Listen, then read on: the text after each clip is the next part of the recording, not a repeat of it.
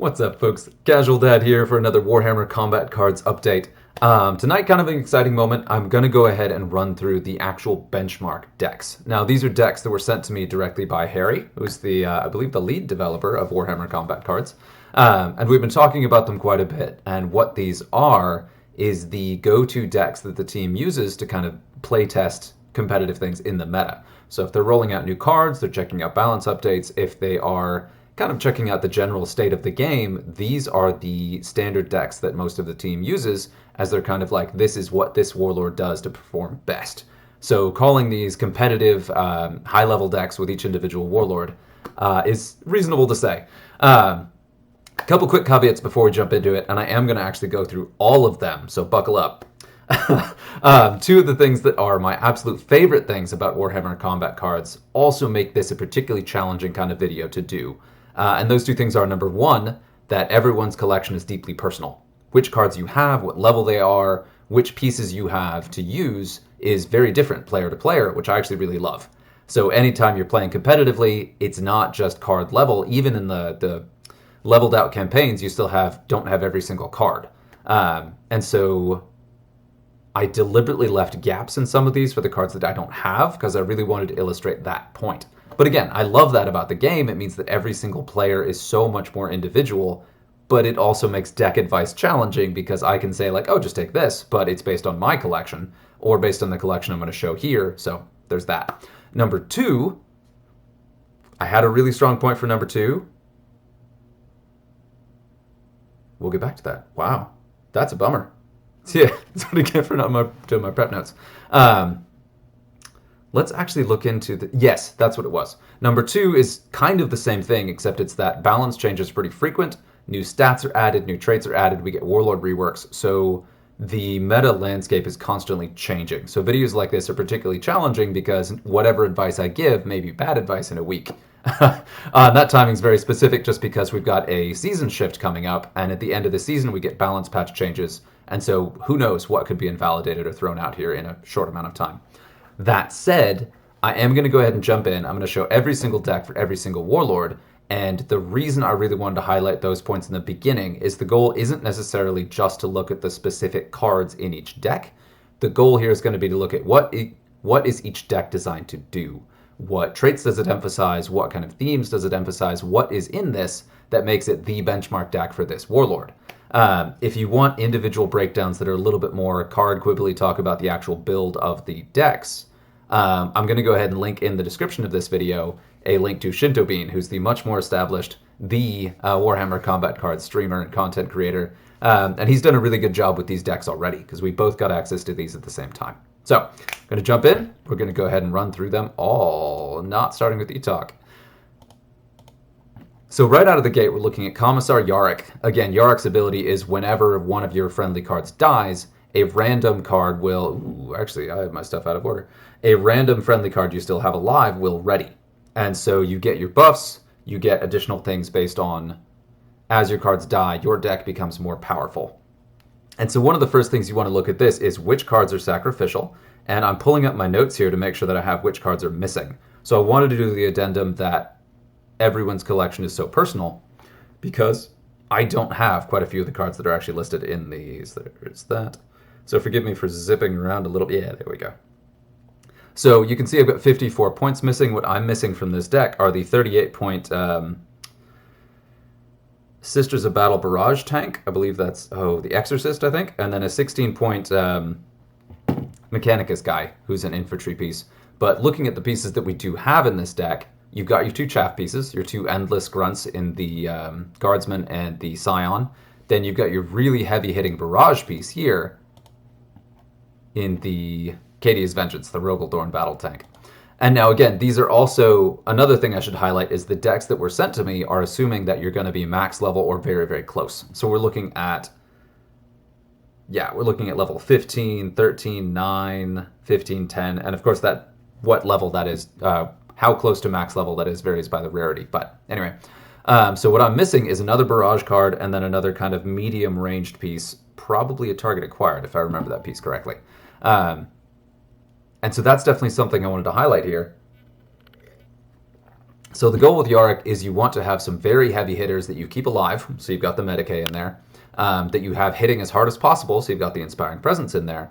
You've got the cheap chaff pieces to put in and go ahead and supercharge your deck. So they're there to clog up lanes, to do actually considerable damage once those readies are live, but mostly to actually feed the battery that is your offensive pieces. This one actually comes in quite a bit. This is one of the somewhat newer cards and has anti-infantry. One thing you're actually going to see quite a bit in these decks is there's a pretty good split of different attack types. Now, obviously, this is Imperial Guard, this is Servants of the Emperor, so it largely leans on ranged attack. But the Sicari, the Sidonian, and I think it was around this level, yeah, has a very significant melee attack as well, which combos well with Yarick, who also has a very high melee attack, especially at higher level. Very high being relative. For 16 points, it's very high.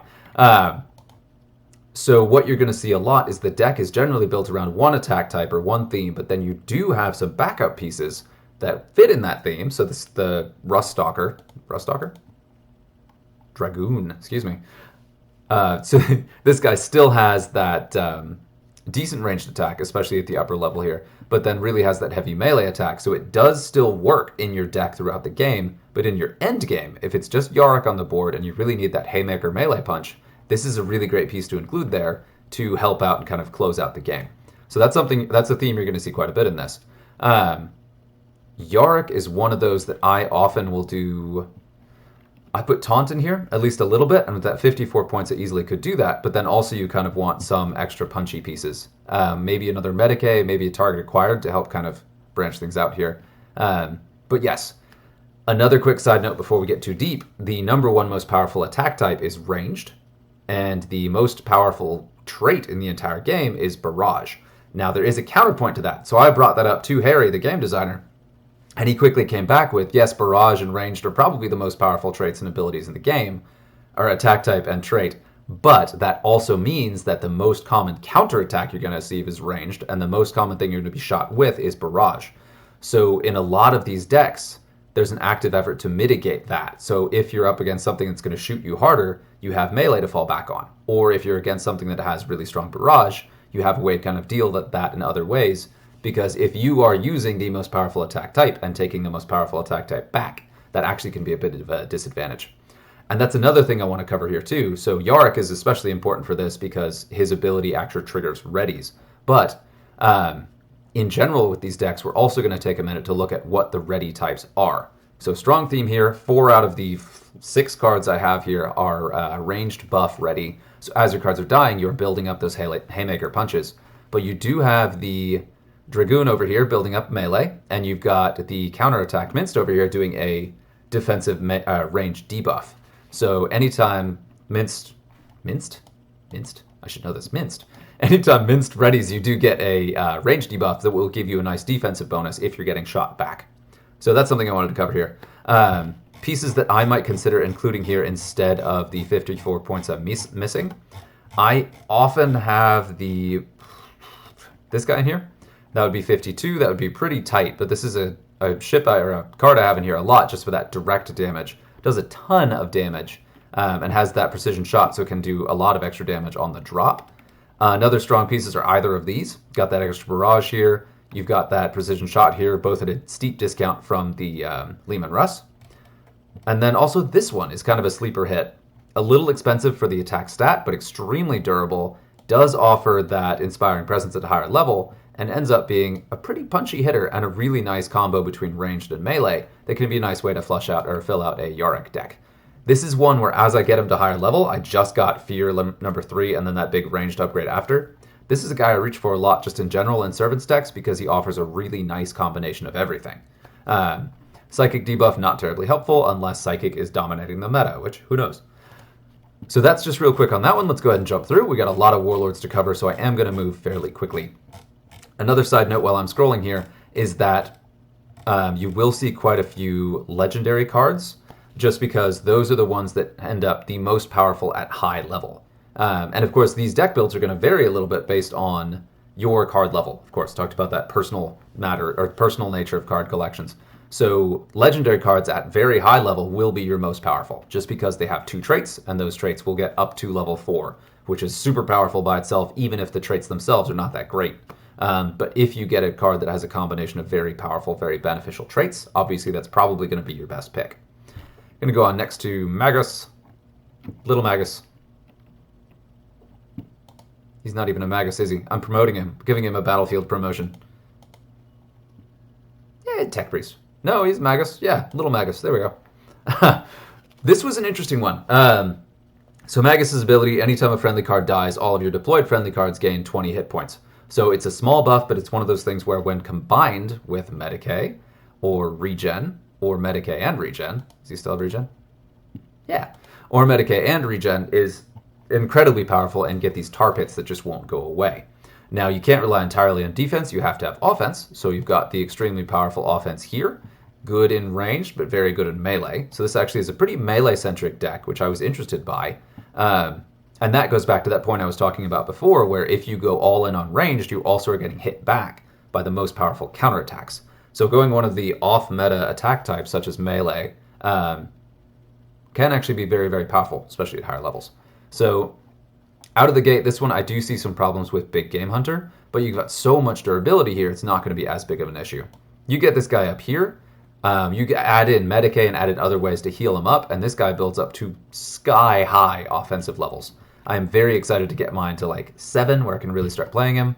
Right now, he's just a little bit lackluster for me, but around there is when he's really going to start blending. And you get up here, this is a great card to include, and you'll see him in a couple decks here. But yeah, checking the readies again, you'll see a strong theme of melee buff. You've also got melee debuff in case you run up against a offensive melee deck that's going to hit you down. You've also got ranged buff because you do have your secondary attack type of ranged.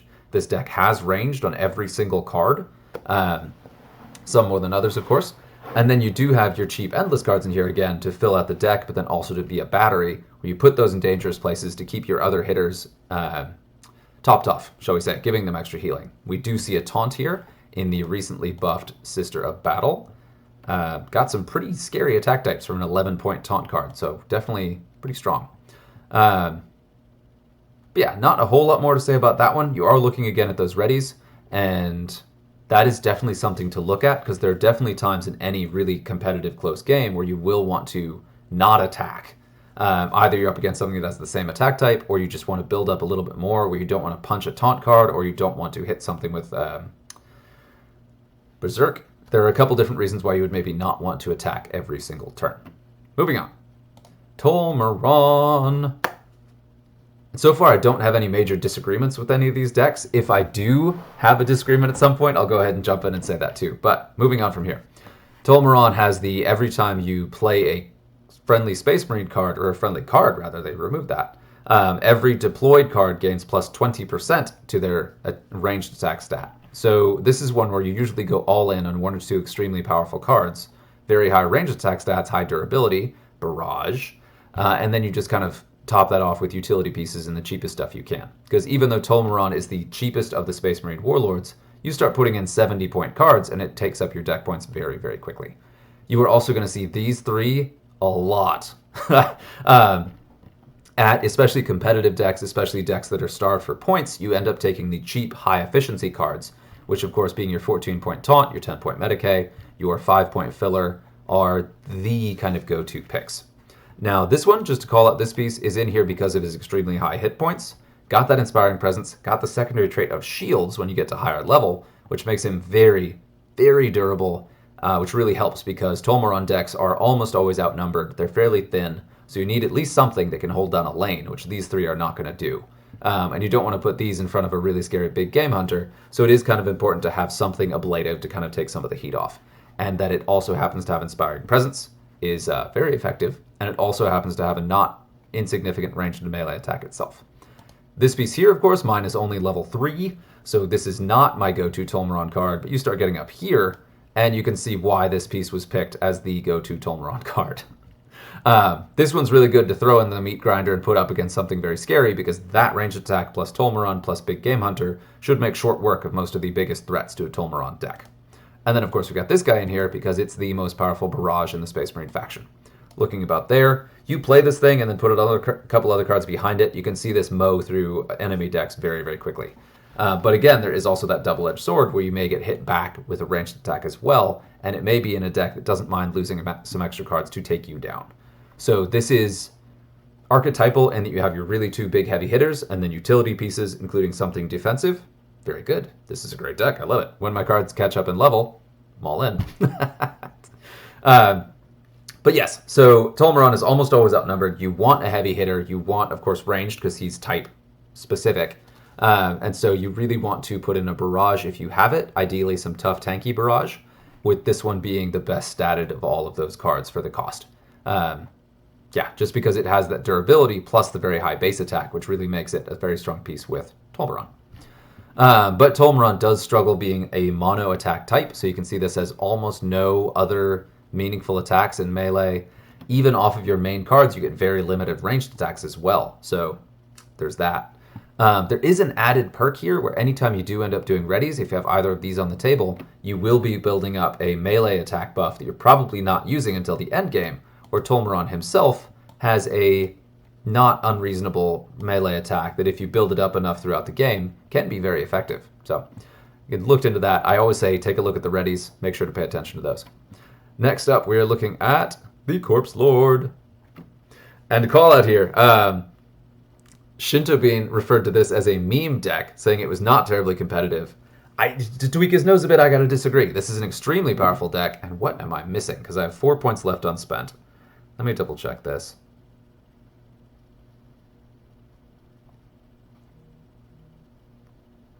Apologies for digging around in the chat while I talk about this. While I'm doing this, I'm going to go ahead and talk up the Corpse Lord. So Corpse Lord is the cheapest Necron Warlord. That's the go-to, the standard. That is the single strongest thing about him. He also has the additional ability where whenever one of your cards readies, if it doesn't attack, it regains, I believe, 10. Let me double check that it's 10. 10. Yes, so every time your card's ready and don't attack, they gain 10 additional hit points, which can stack with their other abilities, such as regen. And so we're looking at that. Where are you? Where are you, Necrons? I'm losing it in my chat. All right. Yes. So the last card I don't have in here, actually I do have. I don't know why I didn't put it in here. I don't have it. Oh. So the 3-point Plasma Sight is what I don't have in here. That's the final card that should be in here. But just to talk through this, you're looking at extremely, extremely durable cards, plus the cheap filler utility pieces. In terms of the raw, just sort of basic structure of this, it's exactly the same as that Tolmaron deck, and it doubles down instead of on the pure attack power, it doubles down on the durability of these as well as their attack power. Because durability alone is never going to win you a game. It won't. Even Morven Vol, who's got the most ludicrous durability of the Warlords in the game, has to have offense to actually close out games and win. Otherwise, you will get worn down, especially by extremely aggressive decks. But this year, obviously not at level 3, but you're looking at a legendary card that has regen, and it has precision shot. So it lands, does a bunch of damage, and then could just keep cranking up basically infinite health. You're looking at around 500 hit points here. They can heal up both. You've got regen on top of the additional ready from the Corpse Lord if you ready this thing, which is just a phenomenal tar pit to get rid of. Even the best target acquired big game hunter is going to struggle to take this down, especially in combination with the cheap Medicae, and then also the kind of tar pit pieces that can hold you down. And while you're trying to take that down, this thing is chomping away at you with that heavy barrage. So you've got the outflank, which is both offensive and defensive buff because it removes the attack power of your opponent for a bit. Also has 400 hit points, so it's very difficult to take down. Has a phenomenal attack stat, and it has barrage. So this is a very... It isn't somewhat unusual for a Corpse Lord deck, because usually with the Corpse Lord deck, you want to be extremely efficient. You want to put in your cards that have a really high amount of durability, but also fill the deck so that you're getting the most benefit from that durability. And it's always tempting to throw in your outflank decks or your scout decks because they ready when they drop, which will immediately be an additional 10 hit points. But yeah, this one leans on two extremely durable cards. The Tar Pit for an off lane, Tar Pit for an off lane, Medicae to keep these two alive, and then a target acquired to make sure you remove really key damage pieces to kind of clear the way for yourself. And then that Plasma Sight as just kind of the only extra piece that fits in that 4-point band. Yeah, so I do think this is a really, really powerful deck. It may be a bit of a one-trick pony, where if you lose either of these, you basically have lost the game. But those are so incredibly hard to bring down and do so much damage on the way down that it still is a decent build. And this largely is based on just the points available, so the readies are not necessarily specific to this. But again, you have that heavy theme of the ranged ready, and because this is a warlord who has a ready warlord trait, I do expect the readies to be a bigger part of how you build this deck. But it's got the melee debuff twice, which is just kind of a perk, because if you're doing the ranged attacks, yeah. So if you have a warlord whose trait triggers on readies, having cards that are a mono attack type that's not the one you're going to use most of the time, both helps give you an alternate attack type if you need it, although these two are not hitting hard enough for that to matter. But then also in this, as your ranged attacks are doing most of the work, these three are just passively buffing up and gaining additional health. So very, very effective tar pits. At high level play, they're going to be taking so much heat, it's probably not going to save them, but even just a little bit of health can actually win or lose a game if you're able to stay on the board one turn, even one turn more than you should. If two of these stay on the board more than one turn than they should, you've basically won the game on that alone. Yeah, I'll stand by that. Why not? Yeah, it was good. Yeah, so this was an interesting one. I do think it's really powerful. Obviously not mine, because these two being level 3, they are not worth the points. So I'll get there. Next up, and we're starting with the cheapest of the warlords, so that is one of the single biggest saving graces of these, because they are the cheapest. They are really good starting warlords because they have a minimal impact on your limited deck points, but then also because you can just completely fill the board with your most powerful cards. So whatever you have at highest level, whatever attack type it is, you just stuff those into your cheapest cost warlord decks, and that's one of the better ways to level early on.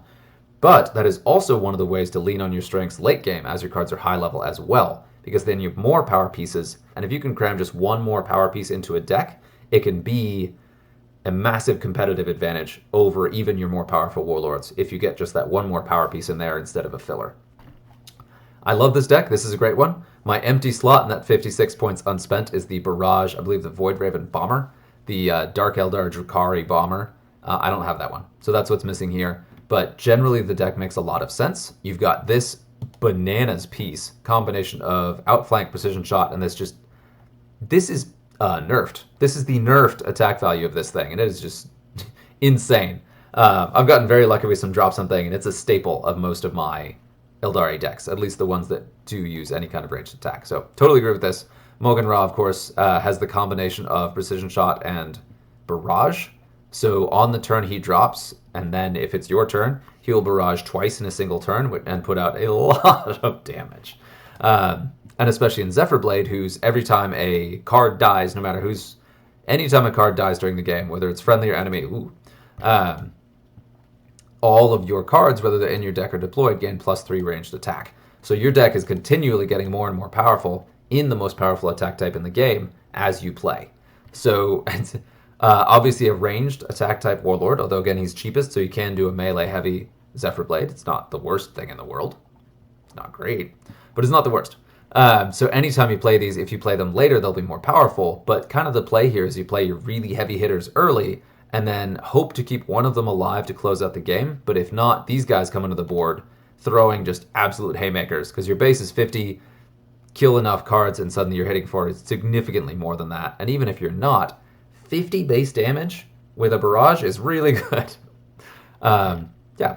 And then this one here, she recently got updated, or buffed, so it has a really nice base range stat and has precision shot. So it's one of those extremely valuable utility pieces that will let you remove big threats from the game.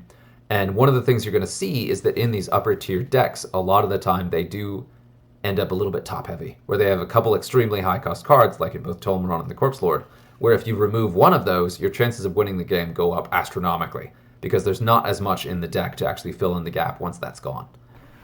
You do still, however, need some level of defense, and both of these have enough hit points to do a decent job of tanking, but this guy has your primary attack type as main, has that ranged attack type, and has fear, and not a bad amount of hit points, especially for the cost. So he's one where if you just lose him, it's fine because he's only 14 points, but chances are he will stick around for a long time, put out a bunch of damage in your primary attack stat, but also be just really, really difficult to remove. So he's the one you put in your high threat places to allow the rest of your deck to do the work. And this guy right here does not have range, but as you're doing your ranged attack, as long as this guy's on the board, which isn't very long, will give you the range debuff, which is a nice defensive piece in addition to just being a cheap taunt that can power up the Zephyrblade battery. Hopefully the way I'm talking about these decks is helping think about how you would build it with your cards, because I'm talking a little bit about the specific cards in there, but the thing that I really want to highlight is the utility of each of them, the role they fill in this deck, and how it all kind of works together. This guy recently got buffed, love to see it. 8 points for 65 base range damage, especially in a Zephyrblade deck with Barrage. This guy's gonna die when you play him, but he's gonna take some stuff with him, which at 8 points that's good value.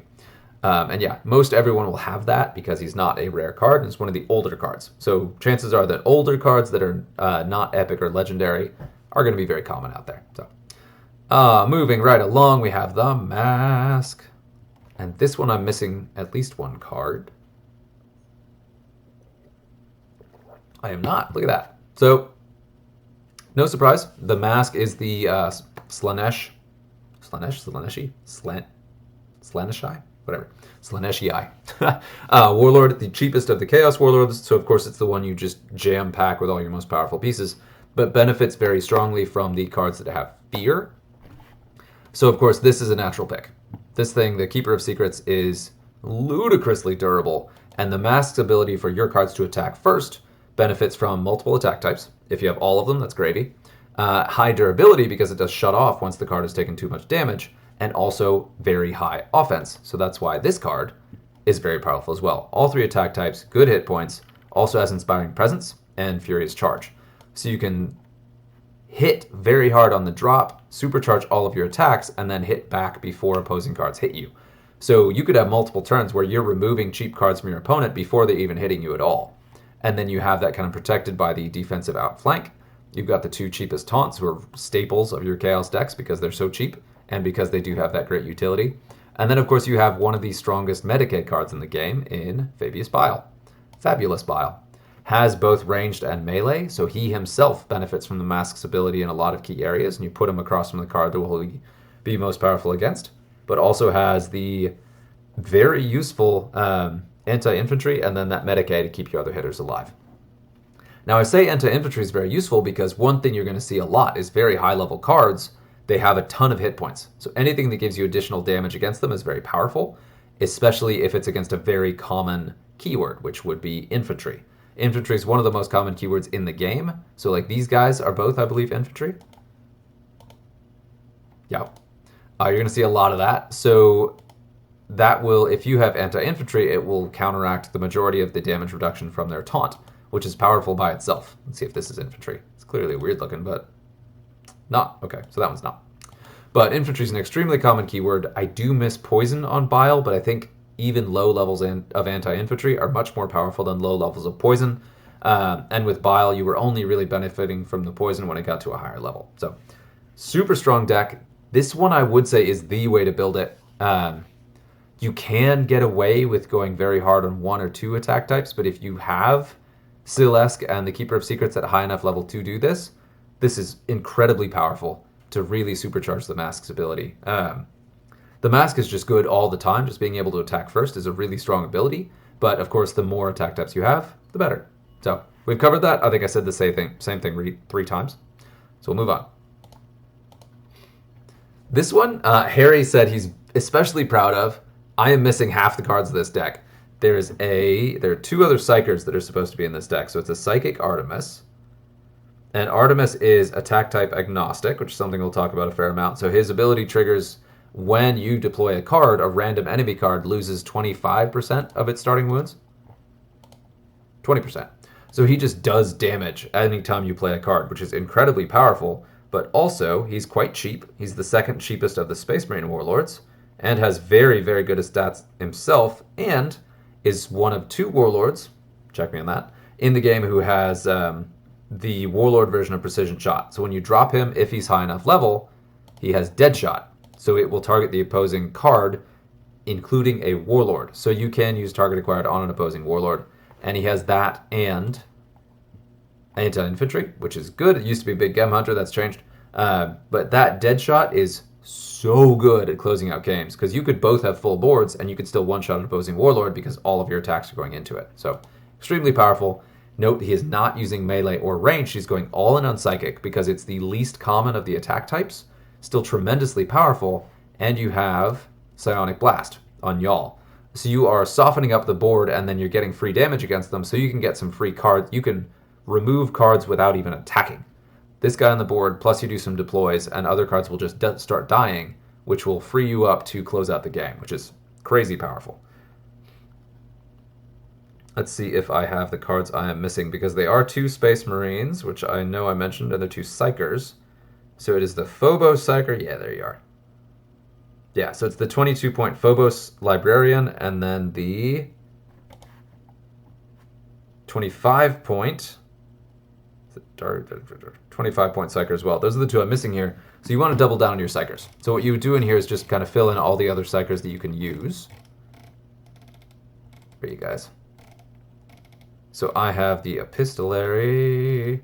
So I could fit this guy in here, just squeeze him in there a bit, and then there is another one as well. But the point being, this guy, if you can bring this guy in here, he will do, like I was saying with Njal having that board attack, Psionic Blast combos really, really well with Artemis's ability. Even without that, you can still do okay here. So Barrage and Deathblow are the secondaries I would put in here because they do the same thing a little bit differently. So you're relying on defensive range for you to Barrage. Deathblow, you're hoping to get some value out of the card, but then once it's removed, it still is worth something because you're doing more damage to the board. Now, the only reason this guy is the 6-point is because the 6-point fits, and then also the secondary attack type in this deck is melee. Because both of these, all of these have decent melee and their ranged attacks suck, or they don't have one. So that's where you're looking at your fillers. Which filler you use depends a lot on your dominant attack type, but also depends on what you can fit here. And since I'm using some of the more expensive Psychers to fill this, let's drop him in here. I may downgrade that to the 5-point. What about 18? Just to go ahead and do it. My 18 spot does, oh yeah, there we go. We'll keep those guys alive. Yeah, that's really good. Yeah, again, leaning on that secondary attack type of melee, and then also throwing in another Medicae there. So I've got the 2 Medicae. That would help me keep my heavy hitters alive, which is really, really good. And this is another case where even though the Warlord ability is not attack type specific, a lot of the cards in here don't have Psychic. So every time you're doing a Psychic attack, you are benefiting from these readies. So melee buff, range debuff, melee buff. That's a really nice theme where those are the 2 that are repeated in your non-Psychers. Well, that guy's a Psycher, never mind. So these are the ones repeated in your non-Psychers. Very good range defense here. Very good melee buff for Artemis himself to close out, or as your alternate attack type if you hit another Psychic deck. Very, very strong. I really like this build in this deck. A lot of people think of Psychic Akaran. I think this is better because of how hard it leads on offense, and with Artemis himself just being measurably cheaper to the point where he can take this stuff. So there we go. Next up we have Zodgrod Wartsnagga. You're going to see a bunch of cards missing from my Orc decks. Not necessarily this one, but I'm missing almost all of the red Gobos. So if you see gaps in my Orc decks, assume it is 1 or more red Gobos. In this case, I believe it's the 10-point that I don't have. But Zodgrod is the one where if any of your cards that is under 10 points, yes, any of your card with a cost of 10 or less dies, all friendly cards, including those in your decks, any of them regardless of where they are, gain plus 15% to their attack stats up to a minimum of 5, maximum of 5. Maximum of 5 times, I believe. Did that get changed? That seems really good. I know there was a max, but 5 seems very high. Because usually it was, yeah, no, that makes sense. So you would load up the deck with endless cards. So as you load it up with endless cards, that would give you multiple opportunities to trigger that. So the 10-point red Gobbo is the endless taunt, which is just nasty. So it would trigger twice and is guaranteed to trigger because it has taunt. Extremely powerful in a Zodgrod deck. Smirkit used to have endless, now does not. Yeah, now he has taunt. So taunt cards under 10 points are your perfect combo here because they are guaranteed to die first and they will buff all of your cards for the rest of the game. Now, one thing I really like with Zodgrod is I load this up with as many endless cards as you can have under that point cost. And then you just put them in dangerous places and hope that they will get killed. That is another really important thing to note about this, is that the majority of the testing done with these decks is not against AI. A lot of it is going to be actual head-to-head games so that human players can have agency and kind of discuss what's going on, and that's kind of a, I wouldn't say necessarily a better way, because it's not the way the bulk of games are played, but a very effective way to playtest, and one of the more important ways to playtest, so you're not just playing against the AI played decks. So that's where the taunt becomes more important, because human players can play around this and try to avoid killing your cheap cards to avoid giving you that attack buff throughout the game. Now, I love this too because it's heavy psychic. You get 3 psychers in here, and then of course your beat stick melee card is just very hard to pass up because his stats are amazing, especially after the Zodgrod buffs. This guy's got Death Blow, Taunt again, and this guy has Target Acquired. Really, really good utility piece in any deck, particularly strong in top tier level PvP decks. So that's why he's in there, and gravy that he's under 10 points, so he also triggers Zodgrod's bonus. So love this deck, absolutely love it. Got to get me some red gobos. But let's see, I mean, what else could we throw in here? And I won't talk too much about what we could throw in here, but like this guy, the Endless 9-point would be perfect, because again, he's loading another Endless in there. Then you actually have a way to trigger all 5 possible bonuses of Zodgrod's ability, because I go from 3 to 5 because I have Endless. For Endless cards, both copies do trigger the bonus. So if you have an Endless card, you're able to get killed twice. Very nice. That bumps you immediately up to that 30% attack buff. So yeah, there we go there. Who's after Zodgrod? Another thing here too, I struggle with these decks because of draw order. I always want to run less than a full deck, because if you run a full deck, chances are you'll get all of your expensive cards early, and you won't have any ablative piece you can give to lose that'll then supercharge your other cards. You want to play your power pieces last. So I tend to run thin Zodgrod decks, so I personally would run 6 cards. Probably 3 Endless if I could find those under 10 points anymore, because Smirk It was kind of a key one there. And then 3 of your biggest, most potent heavy hitters, especially ones with shields or fear or otherwise have really strong durability. The hit points on these are good enough that that should be fine, but yeah, that's kind of my thing on that, just because too many times I played Zodgrod, dropped, and then it's only my most expensive cards in my draw hand, and then I'm on the back foot trying to put out my cards that'll give me the bonus. Meanwhile, I'm actually losing the cards that want the bonus. So yeah, so again, I prefer to run thinner decks with Zodgrod. I think that's more consistent. So if you have any troubles with Zodgrod's win rate based on draws, run a thinner deck so you have more control of what you draw when. Moving right along, there are quite a few to cover, so hopefully I'm not taking too much time. Rakarth.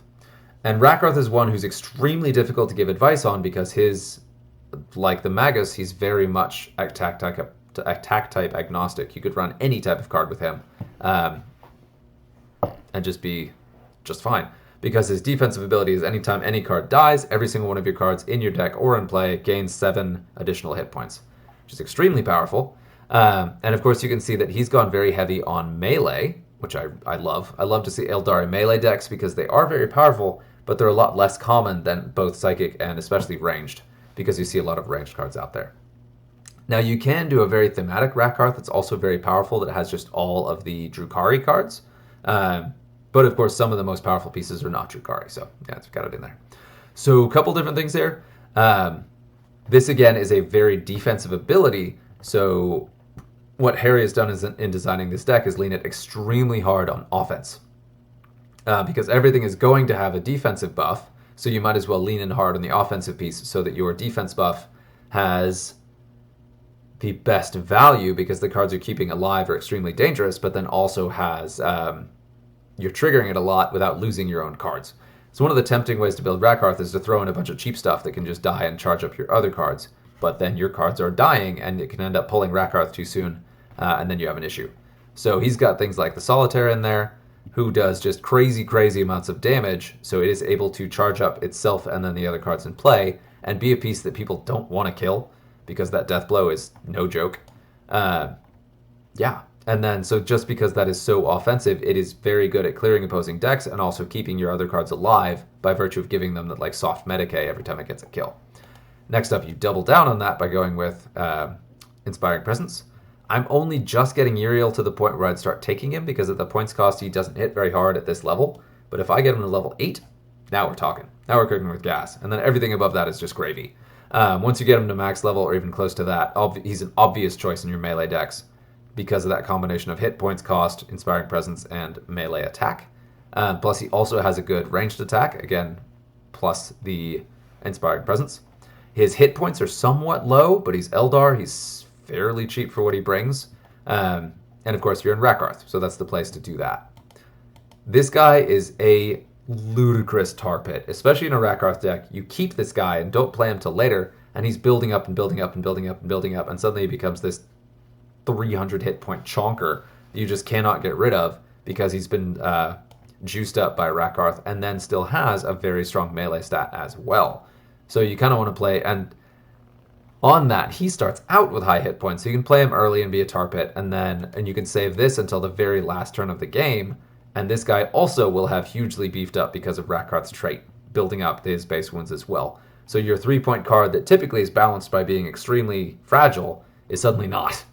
It's one of the great things about Rakarth. So play order can be a lot of fun with Rakarth, where you're trying to figure out what to play when. You want to lead with your heavy hitters that are people don't want to kill and will supercharge your other stuff and are able to kind of clear the way and give you some momentum so it's not just defense.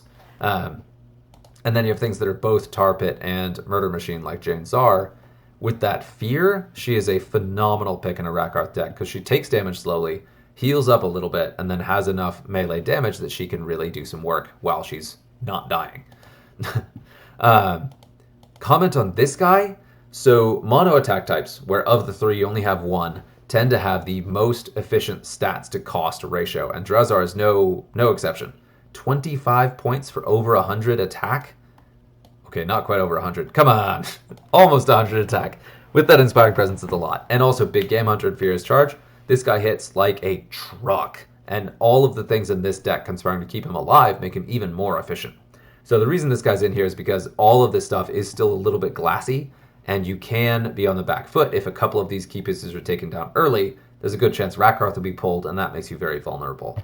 Because ideally you want cards in both decks to be dying, because that's when you get the maximum amount of bonus hit points throughout the game. Now the piece I am missing is an 11-point Corsair. Let me double check that. I am sorry, I should have had a better... couldn't figure out a good way to do this, because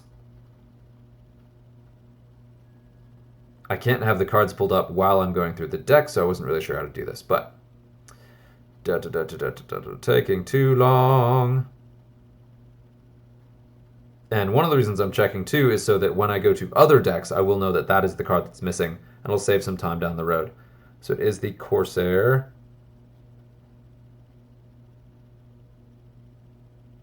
Yeah, so I'm missing the low-cost Corsair.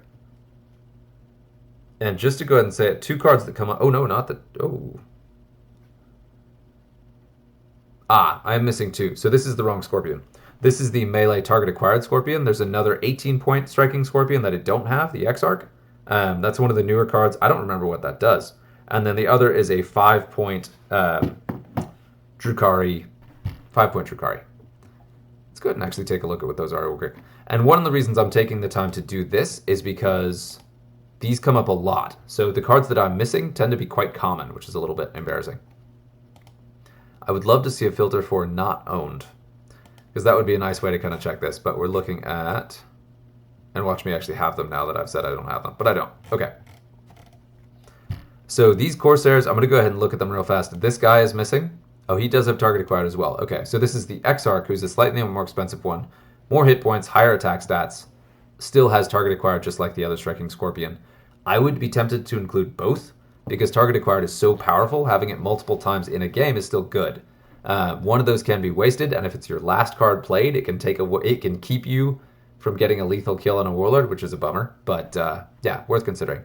So this guy is in there and is in several other decks, and then this guy is extreme. Okay, he's the cheap Medicae. That makes sense. All right. So the cheap Medicae, and let's just take a quick glance at these other guys too, because they come up quite a bit too. Okay, so another target acquired. He comes up. Berserk, that's a weird one. Would be a good one in a Rakarth deck, just because those are very good hit points for that cost. And that Berserk will really make it do some damage during play, and it's cheap. So And this one is anti-infantry. This one is Inspiring Presence. Nice. Man, I got to get these at some point. And then this one, of course, is the one that was missing from the Zephyrblade deck. Yeah, so high ranged attack barrage, and then also that ranged ready. Extremely powerful combo, especially for the points. This one's great. It does vie with the Crimson Hunter Exarch for the best ranged card in Eldar.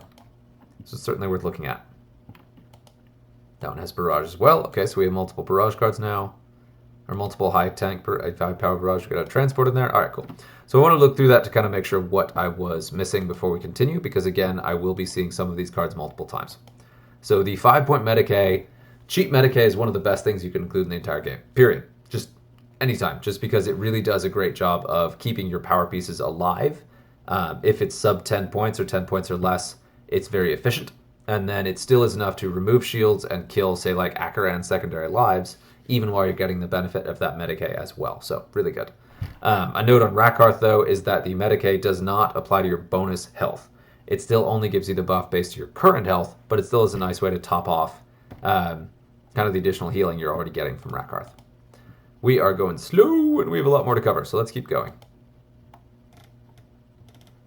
I'm going to go ahead and talk about this guy. And you can see I have an 82-point hole in this deck, which could certainly be a greater demon. Glogothrox is as your cards are killed, he applies a attack stat debuff to the opponent that got the kills. So of course you want a bunch of taunt, you want a bunch of endless in there, and you want cheap and efficient cards that you kind of feed while you're also doing an efficient job of winning the game. So yeah, so Lucius is a dream pick in here because he's got a very high attack stat, very high hit points, but also has endless. So not only is he putting in a lot of work himself and take a while to bring down, but he also does apply that Glogothrox debuff twice. Then you've also got, of course, Fabulous again. Very high attack stats, really good hit points, and then as you feed endless cards to opponents' cards that then reduce their attack stat, you feed them a tough piece like this guy, and they're taking so much less damage back that they can just walk through things. The missing card I have here is the new Great Unclean one. I honestly don't know what it does. It's the legendary Great Unclean one. We're not going to look at that, but that's the key piece missing if you want to replicate this deck exactly. This guy, of course, is a cheaper Medicae again. He's not 10 points, but he's still very good, and you already have... so that's your 2 Medicae there. And again, with Glogothrox, there's that balance where you want some sacrificial cards, but he also really, really benefits from having high hit point cards because, again, as cards lose their attack stats due to getting kills, then suddenly your cheaper cards that can hold them down for a while become infinitely more valuable because they have more time on the board. And then this one is a cheap Inspiring Presence, yes, with shields, so another Tar Pit. So a lot of this is really to Tar Pit and slow down the opposing deck, but then you do have a couple heavy hitters that do a lot of damage. And this empty slot could really be any of the greater demons. Great and Clean one is, of course, very thematic, but I do think the Bloodthirster is probably going to help you give that burst damage to go ahead and push through, and that gives you a little bit of extra points to work with on kind of fleshing out the deck. And I'd be tempted to look at alternative options for this guy. That said, it is nice to have at least a little bit of psychic damage, and this has Psychic on a Medicae card, which is really good. And then also that combos with the Great and Clean Lump one, who also has a very powerful psychic ability. So, yeah, that's a cool one. Next up we have Manifest Nightmare. Oh, you monster. So the big card I'm missing from here is the Ghost Arc, the Transport, the very high health taunt card. Excellent in a Manifest Nightmare deck because his defense buff, where if any of his friendly cards are attacked with an attack stat they don't have, makes them tougher, they take less damage. That stacks with taunt. So your taunt card is suddenly, if he's punching you with melee, that taunt card just takes no damage. Which is great. So this, of course, leans heavily on the mono attack type range with high barrage, obviously. Really, really strong piece. So if you go up against a melee, you really don't care because it's not doing you enough damage. You also do have some of the mono melee cards in here that you can put across from the really aggressive ranged cards so that they can tar pit and slow them down. And then, of course, you've got the target acquired. Super, super strong here. To go ahead and remove the threats that are removing your buff. Another Warlord that has a very strong theme in the ranged attacks that then also does benefit from having some off attack types. So you got these two on the board. They're shooting. every turn this guy's doing a ranged debuff to give you a really big defensive boost if you're getting shot back. So very, very strong. And then, of course, you also have the melee debuff on this guy, so you have both options for debuff, which you can play alternating depending on what you're up against and what is hitting you back. Moving right along. Ursarkar Creed. Ursarkar. I don't know who chose that spelling. That's crazy. This one is also missing the cards I had before. Kind of the same ones. I should have just saved all these.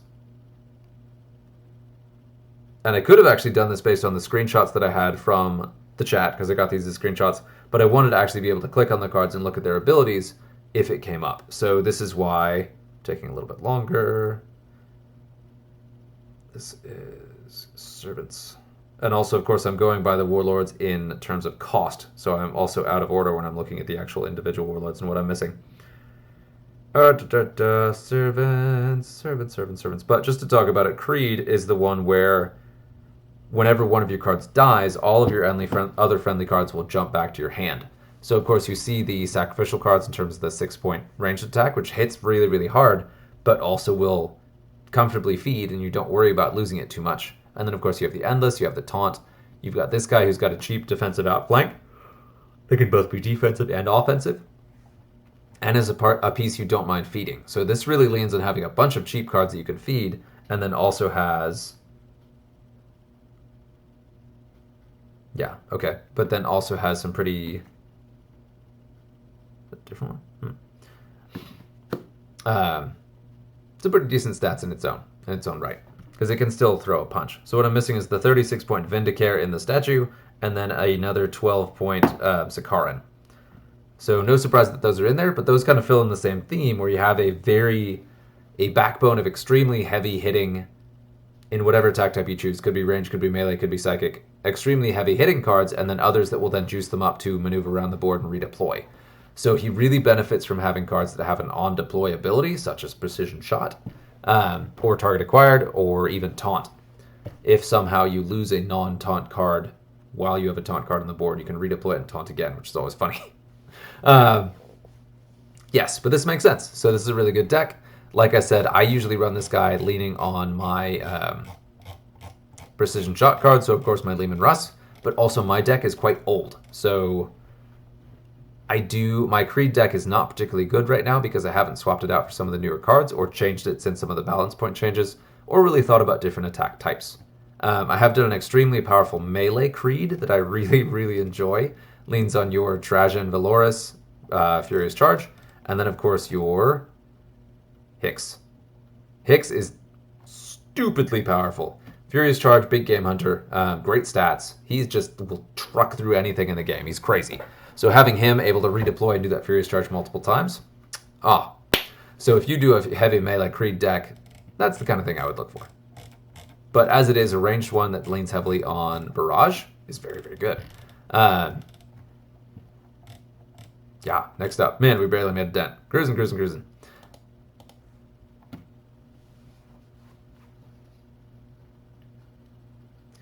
Next up, we've got Illic Nightspear, who's also missing the Barrage Void Raven Bomber. Similar story to Zephyrblade. This is one where as you are... Well, so his ability is if you hit a card for over 60%... Yeah. Oh, yeah. If you hit an enemy card for 65% or more of its base health in range, so he is a mono attack type, in a single turn, doesn't have to be the first turn, just to be honest, is in a single turn, it will automatically be destroyed, which is really good. So you want your extremely heavy hitting cards. So you've got, of course, your Target Acquired to go in that single target. You've got that Precision Shot, Ranged Ready on decent stats, Barrage, and then, of course, the other Barrage in the Void Raven Bomber. And then I believe also that 5-point Medicae was in this deck as well. Those both should fit because you got 49 and 5. Yeah, super, super strong. Barrage is really good here because you can chip some extra damage on opposing cards, or if you don't do quite enough damage to one-shot them with the initial blast, if you hit them with a little bit harder with Barrage, that can often be all it takes to then remove them, or soften up an adjacent card so that then is more likely to be instantly removed as well. Illic does struggle with running out of steam, or if you just kill things outright or do 60% damage in a turn instead of 65%, you can find yourself very quickly kind of running out of momentum. So that is definitely something to watch out for. Extremely strong. Of course, his ability only triggers in range, so do not build a non-ranged Illic deck. But yeah, this is a really good one. Cheap taunt, cheap Medicae that I don't have, barrage, precision shot, range ready. This guy just recently got a buff. Very strong right now, especially for the points. And especially in a ranged deck, that ranged ready is really good. Yeah. And a lot of these I won't talk about the readies unless they have scout, because they're in Warlord decks. Either they're in the attack type theme where they're barely ever going to ready, where they're all shooting anyway, or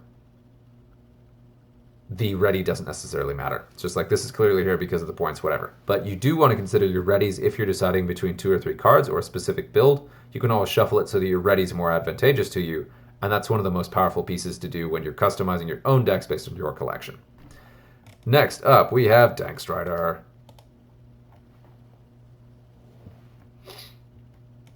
That's right, yeah. Easy choice, right? So you've got your 2 3-point taunt drones, you've got your target acquired 2-point here, target acquired and ranged ready. You've got your Inspiring Presence 3-point just because it is that cheap. And then you have your 2 heaviest hitters in the entire faction, plus the 30-point very hard hitting. This guy is great. Mine is level 1, so he sucks. But you start getting up there in level, and both he's got that Inspiring Presence and very high base attack stats. And he's a decent cost. Really strong piece in here to definitely supercharge your offense. But really the key here is these 2 do a ton of damage, and then as these die, you can then move them and get your bonus attacks. So this is very much like that Tolmeron and the Corpse Lord deck, where it's very much your 2 extremely heavy hitters, 1 support piece, and then all the other pieces feed somehow into the theme of the Warlord. That's a really good kind of template for any competitive deck. You take 2 extremely powerful cards, your support cards, and then whatever else fits.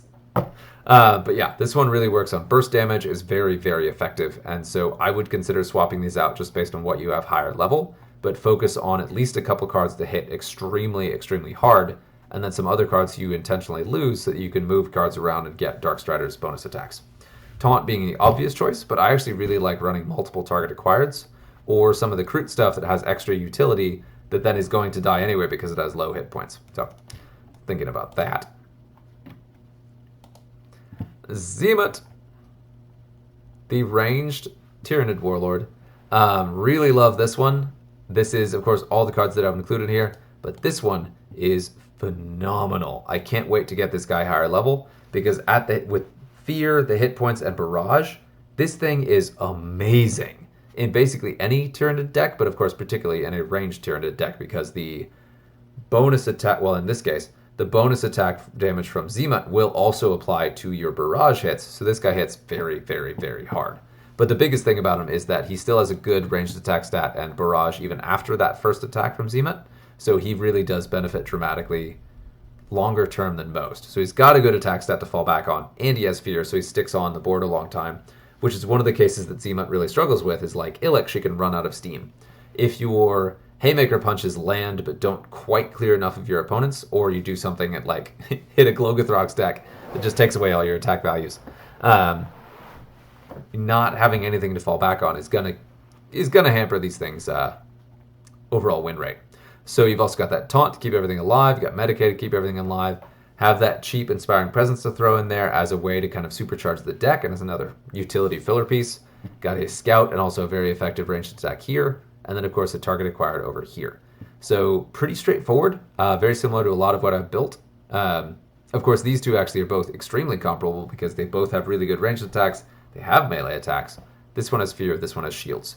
So both very, very durable and still aren't completely wet noodles after the Zeemut bonus attack. So one card I love to include in here if you have it is the Gargoyle, the 5-point Gargoyle, the Endless one, because it gets Zeemut's attack type on both copies. So if you shoot, that copy dies, then the second copy will then have the boosted Zeemut ability and does a lot of damage for 5 points. Not better than any of the stuff in here though, so don't swap any of this out for that. Just remember that it's there if you have to work around not having some of these cards. Yeah, there we go. Onva. Oh man. Onva is one of the most powerful warlords in the game, just because of his ability where anytime your cards take damage, if they have the matching attack type, it buffs their attack stat. So you want as many cards as possible that have both ranged and melee. Well, yeah, because Tau don't have Psychic, so both ranged and melee. But you can also double down on one or the other. And this is one of the great cheese ones too, right? Where so if you're up against a ranged deck, there will be cases where you want them to shoot you. So you'll take a weak shot on them so that they will shoot you back, so that then your return shot and the following shot will be that much harder. Yeah. This one also has a nice mix of ranged and melee, where you do have a couple mono melee cards in here, especially in this one, that will give you a defensive melee debuff when you're shooting, because it won't shoot, it will always ready. But then also has a nice utility piece where that'll clear an Akaran card, that'll clear an Ninja card, it'll take out a shield, will just help out really nicely there. And also it is a very cheap piece. But if it takes a decent melee hit and doesn't die, boy does it hit back. So very, very good. In this deck, I'm just missing a 21-point piece, which I believe is another Kroot. And I don't need to waste time doing that, so we're not going to talk about it. Anyway, I've got a 21-point hole in here. This has a pretty strong theme of ranged. I would go ahead and include another ranged card in there. But if you want to mix it up, Anva is so flexible because you're building on whatever your opponent does, that having mixed attack types between different cards is a really effective way to go here. So, great one to just ready a bunch because you just want to get hit and have your return tax stack up. Of course, you got your Medicae in here. I don't think there's a taunt in here. No, got Inspiring Presence in here. Okay, there's target acquired. Very nice, very nice. Okay, and then the Krutox, yeah. Oh, God, the Krutox with Anva is just ridiculous because he's getting, if he gets hit, he gets a buff for having the same attack type, if he does, and then he gets the Berserk bonus, so he's just stacking up insane amounts of attack value. So, super fun.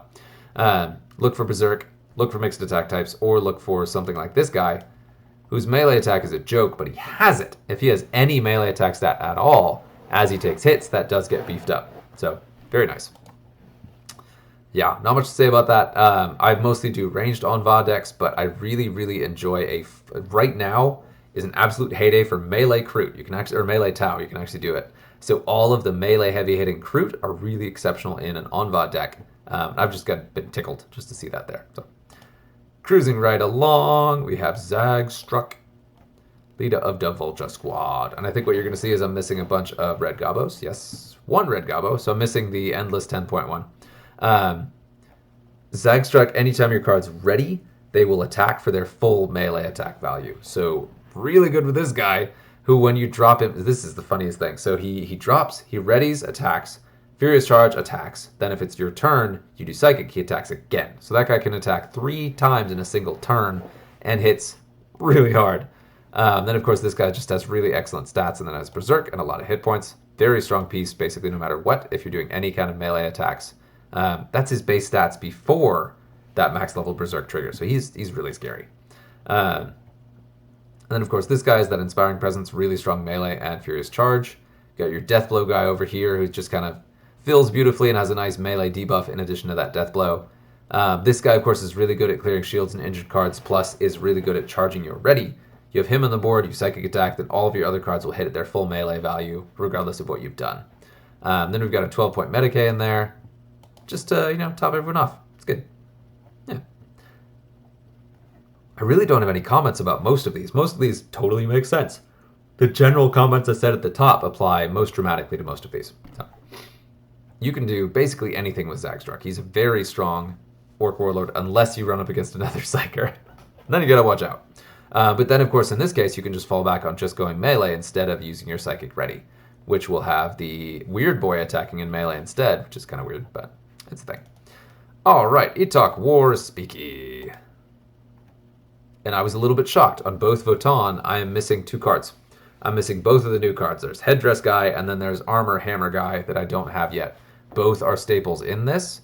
But yeah, Itak has the ability where first card you deploy each turn will then apply a Null Vortex, shutting down the ability of the opposite card, so removing Fear, removing Shields, removing Berserk, whatever. And if you land it on a Warlord, it also disables that Warlord's trait globally, temporarily. So if you have a card that's relying heavily on their trait, suddenly not being able to do it is pretty great. So like you manage to hit a Nemesis or Zandrek with that, doesn't get Oberon, doesn't get Outflank. Yeah, it's... love doing that. So... really strong piece. I was interested in this because for me, Votann is always ranged. I do run Votan very heavy range because they have really powerful ranged attacks and a lot of durability. He's got the target acquired here, of course. But he definitely actually leaned pretty heavily on melee, which was interesting for me. I know melee is pretty good, especially with this guy. God, he's great. And Votan generally just have very, very good stats. They just have a limited card pool. And this also has really strong Psychic. So like this guy you want in here for that. He hits very, very hard in Psychic and his shields. He's on par with Tigurius and Space Marines, but cheaper. So, and of course doesn't have the ranged attack and doesn't have... Oh, he does. Yeah, he's legendary. So he's got the shields too. So very good, but doesn't have the Warlords that go with Tigurius. So, but yeah, this is an interesting one and does have multiple attack types to fall back on. It's got the heavy Psychic in both that guy and the Warlord. It's got really good ranged. Well, actually, it doesn't have very good range, but it has ranged. It's there. Even with those other two cards, they are mostly melee. Yeah, Furious Charge over here. Very, very effective. One thing I love about this is the target acquired. If that's your first card played, you can apply the Null Vortex to the target. So your opponent drops something with shields, you hit it with that, and suddenly it doesn't have shields, and your entire list is hitting it for 2 turns. And I believe the Null Vortex lasts for 3 turns. Yeah. So you got to kill it before the shield pops up, but you have time to kill it without a shield, which is great. So there is Etalk, and next up we're looking at Snickrot. And Snickrot, interestingly, so Harry, that lead designer, he says that Snickrot is his favorite Warlord he ever designed, which is awesome. Snickrot is just a monster. So obviously I am missing the Red Gobbo again. I believe in Snickrot I'm missing all 3, or I'm missing 2 of the 3 Red Gobbos because all 3 are in here. And then Snickrot's ability is he does double damage to any target off lane, or any card in here does double damage to anything off lane. So Deathblow is really good, Psionic Blast is really good, but target acquired is extremely good because then you guarantee that all of the cards that shoot at something are going to be off lane and hit very, very hard. This also is a pretty heavy melee one where both of these guys have a ranged attack, and Spookums does too, but really this is leaning on melee, which of course is very orky, but I also especially enjoy because we talked about the risk of going heavy ranged, meaning you'll take hits back a lot, whereas going melee, the risk is generally a lot less, especially with Snickrot, whose ability is very good at removing off-lane threats. So if you're up against a melee deck, you pick the most dangerous thing and you kill that, and then you have the edge for the rest of the game. Especially if you have 3 Taunt Goblins. Yeah, real good. So, love this deck. No notes on this. I do still tend to go... One thing I really like with Snickrot is Precision Shot or Furious Charge. Something that hits really, really hard that will let you clear a card in front of you and then open up an off-lane attack to get your ability without using up one of your target acquireds. But of course, if you have enough target acquired, use that instead. So, and then this guy's just your cheap Medicae. Yeah, your cheap Medicae, heavy melee. Not much more to say about that. It's cool. It does the things. Next up, we have the Canoness, where anytime one of your friendly cards is killed, a random one of your other cards will go ahead and attack back for its melee stat. I believe it attacks back for 75%. Kind of a tricky one, because obviously you want very high melee stats, but you also want cards you don't mind losing, especially if you can lose multiple copies without suffering too much. So you've got the Guardsman in here, which makes sense. And then you've got the 5-point taunt, very much makes sense. Then the 11-point taunt. You really only want one of those on the board at a time, because... Again, the melee attack, bonus attack is random, so you could have, Hicks on there plus these 2, your taunt card dies, and you're like, yeah, alright, this is going to be great. And then your guardsman hits for like 4 melee damage, and you just are sad and lose the game. So very, very tricky on this one. I really like this balance where you have the 2 taunt cards, you have one on the board at a time, so they're not going to get the bonus attacks, unless one of your other cards dies, of course. But any endless is actually a challenge because if the first copy of this dies, the second copy can still be a valid target for the bonus attack. So I usually include only one of those and then rely on the other stuff through, but teach their own. So this is more or less exactly the way I would build this. A high-level Strachan is absolutely terrific here just because it is durable. Hicks, of course, I already talked about how great he is. Stelstein both has good melee, has the Inspiring Presence, and is endless. So you get to benefit from Canoness's ability multiple times on something you want to keep on the board as long as possible. Got 2 very efficient cards where they have a very high stat and good abilities in Inspiring Presence and Berserk that then also become very, very effective in a Canoness deck because you don't mind losing them, but then also they are very good targets for the bonus attacks. So this is a great deck. I love this one. And then next up we're looking at the man himself, Trazyn the Infinite. Trazyn. Love this. So some of the staple cards in Necron's period forever have been Seemit, right here, the Inspiring Presence Shield guy. And then the Sun Eater, who's the Barrage Regen Transcendent Satan. That thing is bananas. So the attack stats on that are just crazy good. It again has Barrage and it has Regen, so it stays on the board for longer. And Trazyn's ability is the highest cost card on your opponent's board is marked. If you hit it for below a certain threshold of hit points without killing it, it is added to your deck, and you can then play it later. It doesn't heal, though, so it's added to your deck with whatever hit points it had, which can be fun. That, of course, combos well with Barrage, because you can easily do damage off lane, so you can hit the main target a lot, or you can go off lane with that Barrage, so that you are chipping away at this thing cells, so you're not outright killing it, but you're opening up the window to where you can actually hit it for enough damage to pull it into your deck.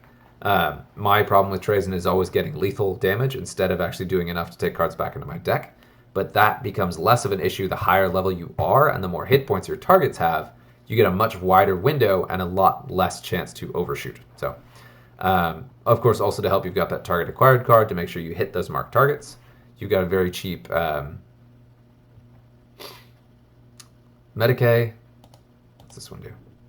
Oh yeah, another Barrage. Yep, so more Barrage and Regen, which doubles down on the durability, but then also gives you that Barrage utility, which is very nice. Target acquired again. So the two target acquireds really let you pick those targets and hit them to go ahead and steal as many cards as you can. Also really nice flexibility here. Trazyn only has melee, but then both the Sun Eater and Seemit both have very effective melee attacks as well. So it definitely has a ranged theme, but not as strong of a ranged theme as you may see in some other decks. Yeah, I really think Barrage is the way to go in general, but especially with Trazyn because, again, it broadens that window where you can chip away the health from opposing cards without doing lethal to them. So you can be killing cards off lane and then using that to weaken and then capture cards. Or excuse me, you can kill cards in lane and then get those off lane cards and steals. So there we go. Oh, my very favorite. Lilith herself. I got thoughts on this one. So Lilith missing the 5-point Medicae, which is exactly what you want in a deck that plays. So Lilith's ability is anytime one of your cards gets a kill, it goes back to your hand up to a max of 2 times. So you can play each card 3 times at most. We've got Inspiring Presence, Furious Charge. Inspiring Presence? No, ready. Yeah. Outflank. Furious Charge and a very high melee stat once you get beyond level 2. I will not be using this guy anytime soon. But an obvious choice, right? And then, of course, you've got the Solitaire, who has that Furious Charge and Death Blow, and a very high melee stat as well. So both really powerful pieces that are going to get kills and bounce back to your hand, and then every time you replay them, they get an on-drop ability. Likewise for these two, but they both have Precision Shot. One has Barrage, one has Outflank. Target acquired, which you then can reuse if she gets kills too. Then, of course, that 5-point Medicae to keep everyone juiced up. Now, the problem I end up with Lilith is anytime you do a mixed attack types deck, I always feel that I'm losing too much offensive output by not being fully in theme of one or the other, right? And one of the things you can have is that Lilith relies really heavily on your cards getting kills so that they can redeploy and move around the board. If at any point you hit a tar pit, for whatever reason your cards get stuck, you can lose your power pieces very easily, and that becomes a real problem to continuing the game. So I don't have anything like this. These are very, very expensive cards. Mine really is all in on range. I do have those 2 range cards in there, but then I have other ones as well that hope to kind of spread out the cost. I have 2 taunts in mine. I have the 30-point Medicae, the Kronos, the tentacly thing. So it's more durable, so you're not just going to lose it. There's a better chance you'll get that Medicae triggered multiple times. And then also it has both a ranged and melee, so you do get a little bit of flexibility in melee, but it really is leaning on your primary theme of ranged. So I don't have the Solitaire in mind, although I know that that's one of the most powerful most powerful cards in Lilith decks. I personally find that the mono attack type and the space to take big taunt cards really, really helps make sure I don't get tar pitted to death. Because the biggest problem Lilith has is Akaran. Wow, Akaran and Greyfax. Any of the decks where you can have either a lot of cheap cards that are hard to punch through, or a couple cards that are so durable they're hard to punch through and can hit back. So those are the ways that your power cards get trapped in Lilith decks and the ways you lose horribly. So that's why I've gone so hard on ranged, and I have several barrage cards in there to help get through those Akaran decks, and then also clear out the tar pits that hold up my key cards. So barrage also is a really nice ability in Lilith because it doesn't matter where you get a kill, it just matters that you get a kill. So if you hit something main lane and clip something off lane that kills it, that will still return the card that fired the shot to your hand. You also need to be careful though, and this is another reason I like to lean on Taunt, is when your heavy hitters do an attack and go back to your hand, they return to your hand before attacks back happen. So your Crimson Hunter could drop and get this beautiful kill, but it then could cost you Mogan Ra because he is now taking the off-lane attack that the Crimson Hunter was about to. So definitely something to watch out for, and that sort of talks about why I built mine the way I have. I personally think that the mono ranged is more powerful than this one, but we'll see. You know, we'll take that bet. Why not? And again, one of the other biggest reasons with this is because of the cost spread here. Your 6-point Medicae is going to die before you get to use it multiple times. And the thing about Lilith is you don't have to have any of your cards die. There's no ability you have that triggers when they die, so you want to keep them alive as long as possible and benefit from the flexibility and the mobility. The only reason you would want your friendly cards to die is to open up another lane, is to allow you to move one of your units if it's been tar pitted to then move it out of the tar pit. So there is some utility to it, but you don't have infinite hit points needed to make the most of what you've got. You can't be losing cards just to move your stuff around when the ability itself is all about moving stuff around. So all offense, pure attack type. That's my personal vote for Lilith. But yeah. Another interesting one. I love the Parasite because the Parasite is one of only 2 Warlords in the game who compensates enough for the advantages of Barrage because it's one of the only cards in the game that has a melee barrage. There is the Parasite and there is Logan Grimnar. Those two both have attacks where a melee attack can hit off-lane targets, which is the only case where that happens. And Deathblow, but yeah, we won't talk about that. Tyranids are in a really, really good spot right now. We recently got some new cards and some pretty heavy buffs. So like this guy is in here, that Psionic Blast, really effective. Death Leaper is just stupidly powerful. And then of course this guy is very, very good too. Got that Furious Charge, got that Berserk and Deathblow here. So with the Parasite, you do want some Deathblow in there to go ahead and trigger the ability. So if you're up against a Tolmeron, for example, you know one of your cards is going to die. You drop the 7-point in there, it dies, it applies the Parasite's Infect to all of your opposing cards, and then you can hit them and clean them up later. That's really effective too, because otherwise, when you first apply the Infect, it also reduces the damage you're actually dealing. So anyway, you can apply that before you actually hit them. So we've got 2 cards in here with Furious Charge. Actually 3. I think this guy does now too. Yeah, just changed. So Furious Charge is really good. Deathblow is really good. The cheaper Furious Charge and Deathblow cards are really good because they do let you, again, charge stuff up. In addition to letting you apply the Infect, if you have an injured card that has a lot of hit points, you can also use Furious Charge to finish it off, which then gives you a nice softening up before you follow up in the rest of the turn. This is another mixed attack type one. I see a lot of them have mixed attack types. These 3 let you lean on Psychic, so you're not stuck in melee. If you get up against a really bad melee matchup, that gives you a lot of flexibility to have an alternate attack type, which is good. I just don't know if it's as good as going pure melee because the Parasite, again, is unusually good at that. I really strongly to have target acquired. Now that we have a cheap target acquired, I'd like to have some Medicae, and I like to take the biggest, beefiest, punchiest pieces I can, which this guy is at higher level. And these both are good in melee too, and they have melee attacks, so they're not wasted on that, but they're also just very, very effective with Psychic. And one key thing about this is once a card is infected, they only become infected with a melee attack, which Deathblow counts as. But then after they're infected, it doesn't matter how they die, which is why these 2 are really good in here, all 3 of these.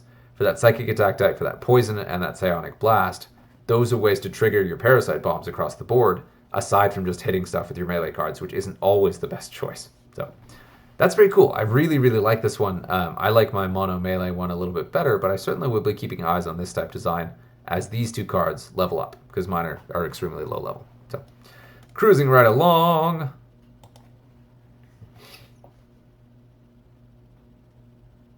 And it's getting fairly late, so I may not make it, but we're getting there. We'll see. We'll keep trying.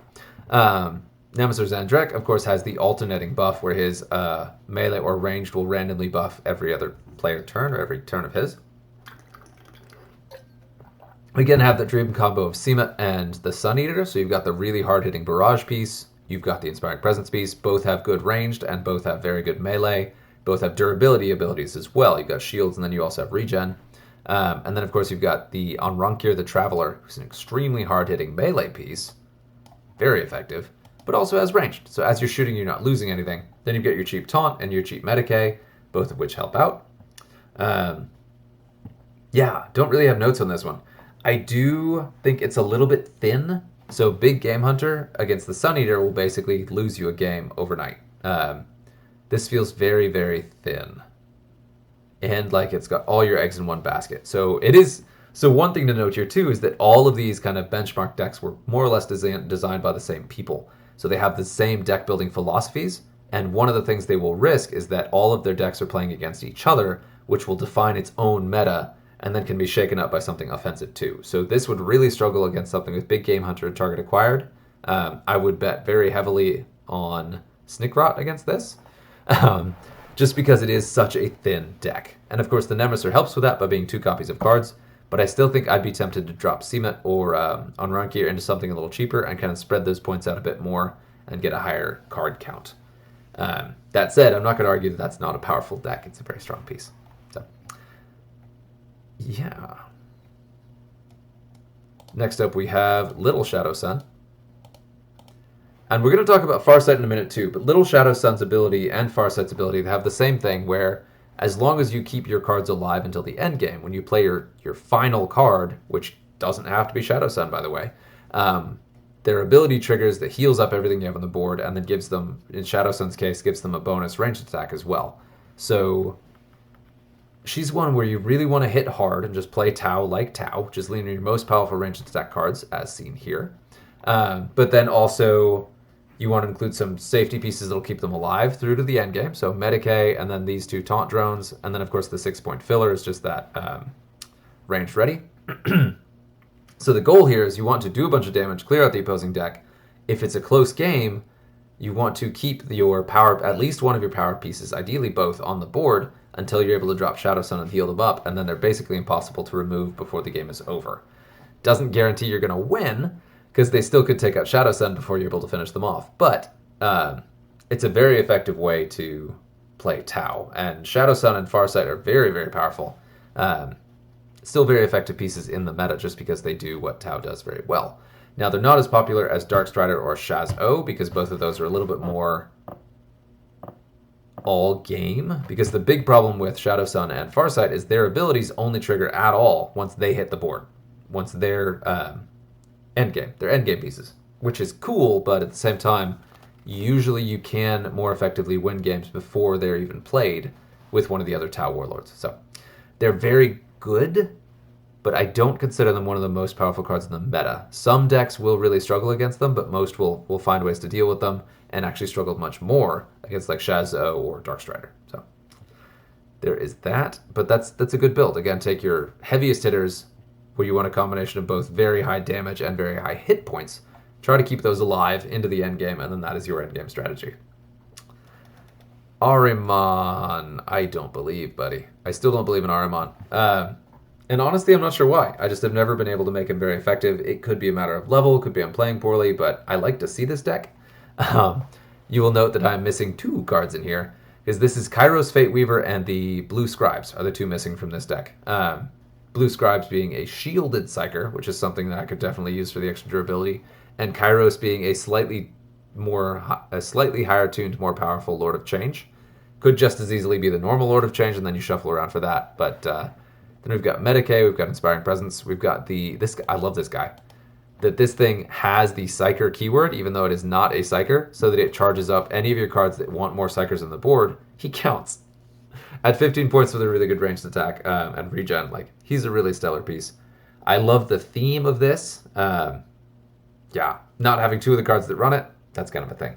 But again, it could just as easily be the Lord of Change and 1 other Psyker, and it would work just as well and kind of fit the same mold. So, very effective. it'll do the thing, especially at high level. Wow, level 12, dang. It's funny to see that. Level 1, level 12. All right, Akaran. This was a surprise. So Akaran can do any attack type. Kind of the standard Akaran that I see the most is a Psychic Akaran, where Tigurius and Y'all just become so obnoxiously powerful when you have to kill them twice that it's just extremely difficult to deal with, and usually has the psychic damage to close out a game. Now, this is a weird one. And again, this could also depend on what decks these folks who are testing these are playing. Not just that all of them have the same design philosophy, but they also are used to seeing similar matchups. So I hope an active effort is made to play against a bunch of things against each other.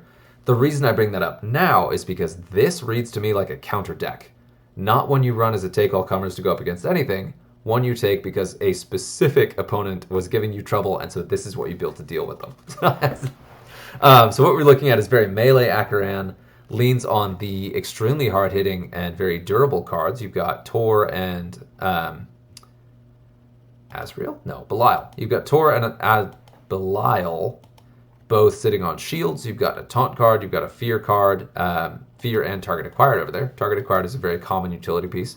Of course, the always taken Space Marines 10-point Medicae over here. And then Astorath the Grim. So extremely durable, very, very hard-hitting melee deck. Definitely worth taking a spin. If you have these cards at decent level, this is awesome. I'd love to see this. I've never seen anything quite like this. I've seen all of these cards in an Akaran deck before. I've seen very heavy melee decks before. But this is just like, you know what? I'm bringing my legendaries, my epics. We're going to punch you. Bring it on. And the combination of Inspiring Presence and Big Game Hunter on these two, plus Furious Charge here and Precision Shot, makes this a very powerful deck. So, yeah, I was excited to see that one. I'll try it. But again, looks like a counter deck. So then we're going to go to Skull Taker. Poor Skull Taker. I love Skull Taker. Just kind of a tough spot because he is melee-centric, but he's also in a pretty decent spot right now because a lot of Chaos melee cards have bumped up pretty thoroughly. And then he also has Furious Charge himself and has that ability where if he hits a card or anytime any of his cards do a melee attack, if the defender is at 25 hit points or below, it's killed outright, which is really good against Akaran and a couple other options. Yeah, but just generally very good. And Karn just got buffed. This guy's new and very strong. Lucius got buffed recently. This guy's very strong too, but no one has a high level of him. Couple death blows just for good measure. A lot of death blows just for good measure. And then your target acquired melee card as well. Like, this is a really, really strong deck. I really like it. Yeah, again, goes all in on a melee, but death blow also will trigger Skull Taker's ability. So having that Furious Charge and death blow gives you a lot of momentum. This is an extremely aggressive deck that should perform quite well. And I've been really happy testing out Karn recently. He's in a really good spot. Much better than I thought he was. So, yeah. Yeah. And I just got death blow on him. That makes a difference. So hitting level 9 for the secondary trait was a big, big deal for him. This guy, of course, I'll have to change out because mine is level 2. But you get him up here, and he's definitely a whole different kettle of fish. Yeah. There is Skull Taker. Now we go to Greyfax. This was another very weird one. One thing I like about Skull Taker is that he's very straightforward. He's very aggressive. He's very melee-centric. I love it. Very in theme with Khorne. And has an ability that is easy to build around because you just take good melee hits and then you're like, do I need durability? Do I need offense? Do I need speed? What do I need? And then it builds itself very in a very satisfying way. This Greyfax deck, this is by far the weirdest deck of all of the ones I looked at, right? So it's got all... I do feel like it's very heavy melee. So melee, can do both. Melee? Death blow? So her death blow is buffed by the Greyfax buff, giving her high attack stats, but her melee still sucks. It's a really low melee, so this is a really interesting piece to put in there in the 4 slot. I will say I like that a lot better than the Medicae, because Medicae and Greyfax is bad. Because the Medicae will only heal up your cards as much as their base health was before they're buffed by Greyfax. So it's a very minimal amount. You don't have any other healing abilities to top it off. And you are losing out on any meaningful attack value, and you're also probably breaking your offensive theme, right? So I really don't like Minstin there. So I'd like to see this 4-pointed here instead, because basically any other player I've ever seen would put the Medicae in there too. So Death Blow, interesting. Also, that Death Blow is extremely powerful again because buffed by Greyfax. So probably got this guy just for board clear, this guy to do most of the work, and then you have ranged attacks if you want them, but really you can fall back on melee or psychic and just kind of close out games that way.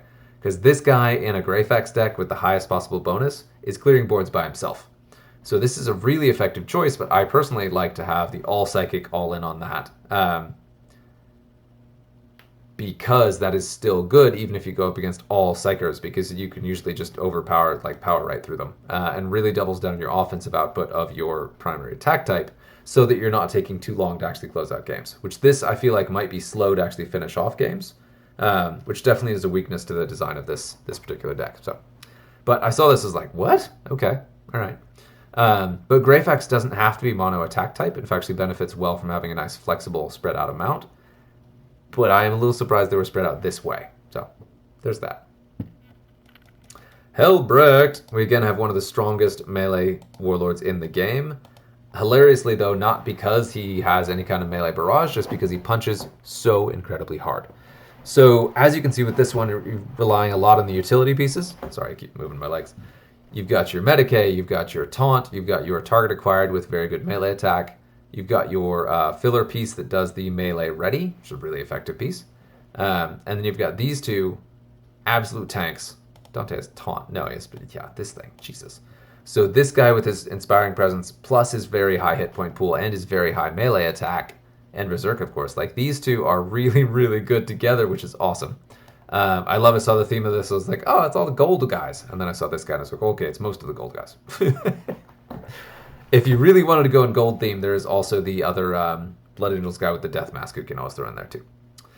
Okay, this I don't really have notes on this. I do think that Helbrecht benefits from having a couple extremely hard-hitting melee cards. So your highest hitting ones and then the support pieces, very much like a melee Tolmaron. I think I personally would worry about this one just struggling with Tar Pits. I think Glogothrox would beat the heck out of this. But that's only one matchup, right? So in most matchups, this probably would do very, very well. And really does a combination of the offense and hit points that you need to really succeed, and has two power pieces that are basically equivalent. So if either one of them goes down, it's not going to end you the game. And we're up into the more expensive Warlords, so Helbrecht himself is an extremely powerful endgame piece. So that's good. Ah, the former absolute menace of the game, Badvrek. This one cracked me up because it is so thin, which, yeah, is Badruk. You're looking at cards just like this. So you've got your Target Acquired, you've got an extremely hard-hitting Barrage card, and then the one thing I'm missing here is a 44-point truck. It's a gray truck that does just a very high-ranged attack. So you want really high-ranged attack and you want Barrage, because Badruk is every time one of your cards gets a kill with a ranged attack, it then performs a bonus attack. An infinite number of times, if I'm not mistaken. There's no limit to it. So a card with a really high range stat and Barrage has multiple times to trigger multiple additional shots and is more likely to wipe boards. So this one being in here totally makes sense. You get this guy about here, and suddenly it's just an absolute monstrosity. 400 hit points is a lot harder to deal with than most of the other range cards. Has a melee attack high enough to kill an Akaran card, very nice. And of course has that precision shot and Barrage Dream combo, where you can get a kill on the drop with that precision shot and then just level an entire board, because that gives you a bonus attack, potential to trigger it, so you have now Barrage twice, and then potentially get another kill and then wipe the board. And then you could wipe an entire board before you've even attacked. So that's not unusual for Badruk. So this general design is like, take your 2 or 3 most powerful ranged cards, put in a little durability. This guy's really good in here because he's got the durability of the shield and then also has that inspiring presence and the ranged ready for that defensive piece. Super strong. This guy's a filler. And then, of course, you have your Target Acquired, your ranged Target Acquired, who also just recently got attack buffed. So, yeah, pretty good, pretty standard. Again, fairly one-dimensional and counterable, but that's Badruk for you. Next up, we have Gosar. This is another one I liked. I love to see heavy melee decks. Ooh, yeah, that's a good one. And we are almost done Yeah, we're not going to cover the super heavy, so we're looking at just the last couple. I will try to speed this up and go through these. So, Gosar, every single turn, each of your cards, no matter where they are, get +3 melee attack, so he's melee centric.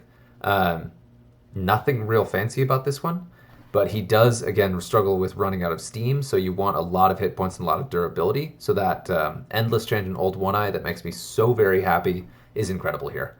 Obviously, only the first copy is going to benefit from the loading up the melee attack at first, but then once the other copy pops out, it's going to keep building up.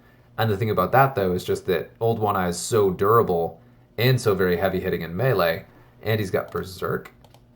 Yeah, Berserk is really strong with Gosar because you're doubling your offensive bonuses each individual turn. So these two having Berserk and Gosar is really, really good. Yeah, that's a great deck. No notes on that one. Some of my favorite cards, extremely powerful. Love to see it. After Gosar, we have Shaz O.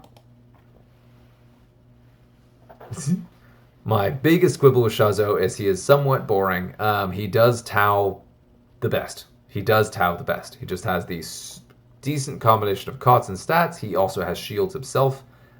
He just supercharges your cards. So you take your heaviest hitting cards and the support pieces with them. So double taunt, shields, Medicae, done. This could use a target acquired. I might swap out the shield guy at some point for that, just so you can be a little bit more offensive. But that's Shaz O. That's basically the same build that I have, except I don't have this guy because mine is crap. Yeah, really good. For a second there, I actually forgot that this wasn't my deck, which is why I had kind of a weird hiccup in the middle there. But Huron is a warlord I can never actually get to work correctly. So this is one I was really curious to see. Goes with the Lord of Change. This is a really cool key piece for me because that is Medicae and Psychic Attack, which is really good to complement the Lord of Change. Now, this is another one where we had a very strange kind of split attack types, where you've got 2 Psychers and then you've got 2 ranged cards where you have a little bit of flexibility into melee. So this is really flexible where you can do a lot with it, but it's such a weird salad of stuff. I don't believe that this is the most competitive thing you can do with Huron, but I don't have anything to say that it's not. So it's really good. Yeah, just looking at all the pieces in it, if all of these are high level, very, very strong. Good hit points, great attack stats across the board. You've got Barrage, you've got Psychic, you've got Psionic Blast. The combination of both Barrage and Psionic Blast in the same deck with a decent spread of stuff in there too, where it's not super thin, is really good. So I'm very tempted to try that at some point. I would have to swap this out for another 16 or 17 point card, which could be target acquired, or it could be the Medicae. Yeah, it's a good Huron deck. It's very nice. I may actually have fewer notes than a lot of these later ones, which is good. This one I really love. So we already looked at Shadow Sun, which is basically just put in your heavy hitters, put in your power pieces, get them to the end game, and then save them with the heal ability from Farsight. But Farsight is an interesting piece because his melee is really good. He is an endgame piece. He wants to punch something in the endgame. So he wants to fight with melee, which is why I was really interested to see Shazwi in here. Anshi, excuse me. Very, very good. Yeah, absolutely phenomenal. Highly underrated piece in range decks because he has the range buff ready plus Inspiring Presence. Makes him very strong. And he's got shield, so he's really tanky and hard to remove. And is particularly good in a Farsight deck because you may actually make the melee Haymaker at the end. Yeah, and Farsight is, again, an endgame piece who wants to finish the game, and he wants to finish the game with melee. He's a bruiser brawler. I also call him a headhunter because his entire kit is built around beating an opposing warlord one-on-one. And Anshi builds directly into that with the Inspiring Presence and the very high melee stats. So I immediately was like, ooh, I like it. Only quibble on this is it doesn't have any barrage, which is a very challenging spot for a Tau deck to be. But it's got so much firepower in these 3, and then the support pieces, got the taunt, and then this 7-point endless drone is in there as another way to kind of tar pit and give you a little bit more utility. That one's cool because it gives you a little bit more control of when you drop your final card. Yeah, because it's when you play your last Tau card, so it doesn't have to be your Warlord. You can play Farsight, have him duke it out with some stuff for a minute, and then play your final card, and that can be how you heal up and finish the game. So, love to see it. This was a cool one. I really like this build. And I think that Farsight lives and dies on his own stats. So if your Farsight is high level, totally worth playing this. That is very cool. And man, I got level 9. Tempting. Yeah, it's good. I like it. And it's cool. I'm intrigued. Then we've got Uthar the Destined. Tricky piece. I was talking about endless cards in Votann, which are very much antithetical to the faction. So we're probably not going to see those, but this is an effective piece. With this one, because anytime one of your cards dies, it applies a judgment token where the card that killed one of your cards gets bonus damage, or any source of damage does more damage than it would. So Barrage is, of course, a must here. So we've got the 2 best Barrage cards in Votann right there. Got a Death Blow, got a Taunt, got a Medicae. Really good utility pieces. What is this guy? Taunt. Yeah, there's another. Ooh, 2 taunts. Ooh, there it is. I love it. Okay. This guy was really important because 1 taunt wasn't really enough for Uthar to really take off. 2 taunts really is enough to make it is very good, especially with that Barrage. I love it. And then again, just like with Etok, I'm missing the 2 newer Votann cards, the Charge Suit and then the Headdress guy. I think it's just another High Call.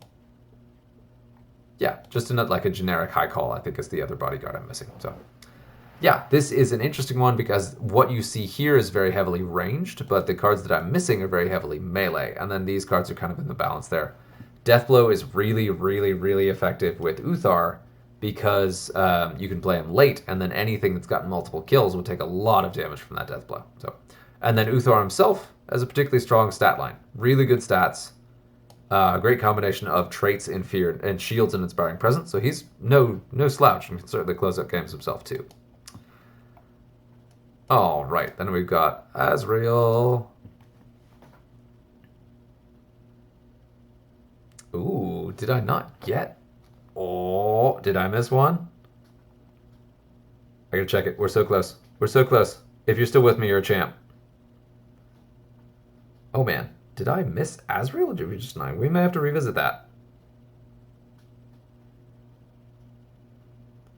Where are you, Marines? Anyway, so the thing for Azrael, I would bet is very similar to... Wow, no Azrael. Oh, we messed up. We messed up, Harry. But yeah, no. So Azrael, very similar philosophy to Tolmeron and Helbrecht, where you want to take your 2 very powerful pieces who have multiple attack types, 3 if you've got them, and then your support pieces. So your 14-point taunt, 10-point Medicae, whatever filler fits with your power pieces you put in there.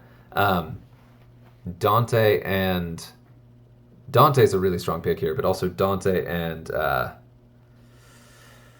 Asterath are really strong picks here because they do have heavy melee. They both hit very, very hard and build up attack stats well, but they also don't mind doing alternate attack types on every other turn. So they're very good with Azrael, who to benefit from that ability have those super high base attack stats, so they'll benefit very quickly from the increased attack stats too. So similar to that. You can also play where you just have a bunch of cards where you want to give them the best balance of hit points and attack stats, but kind of mix your attack stats up. So you can just kind of play a very Dark Angels deck where you just like use whatever makes sense at the time. Oh, can't believe it.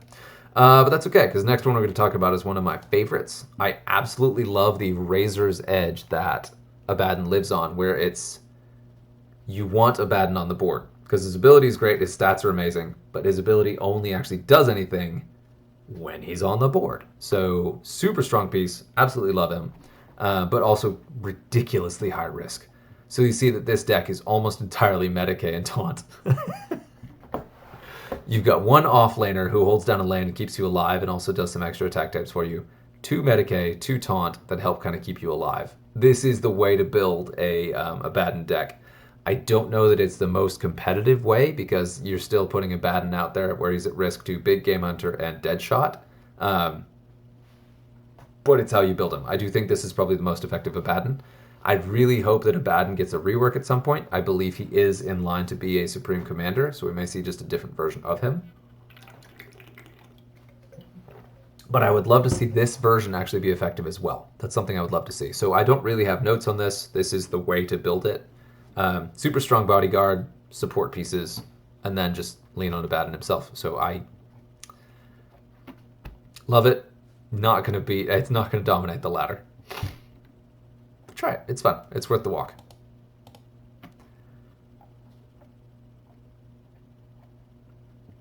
Ulthakar is another one I really like. I believe what I'm missing here is also the Ghost Arc, the taunt boat that has a bunch of taunt power. Ulthakar, of course, any card that is across from a card that is damaged by a relatively small margin, your cards get a flat buff of plus 15 to their attack stats. Another one that's not very good. He's kind of like a Abaddon in that you play him for Ulthakar stats himself, but otherwise it's a pretty insignificant ability throughout the game. Really, really good starting Warlord because very early level that flat plus 15 is very powerful. I believe the plus 15 also stacks with Inspiring Presence. Certainly both do apply, so you get the buff from Inspiring Presence and then you gain 15.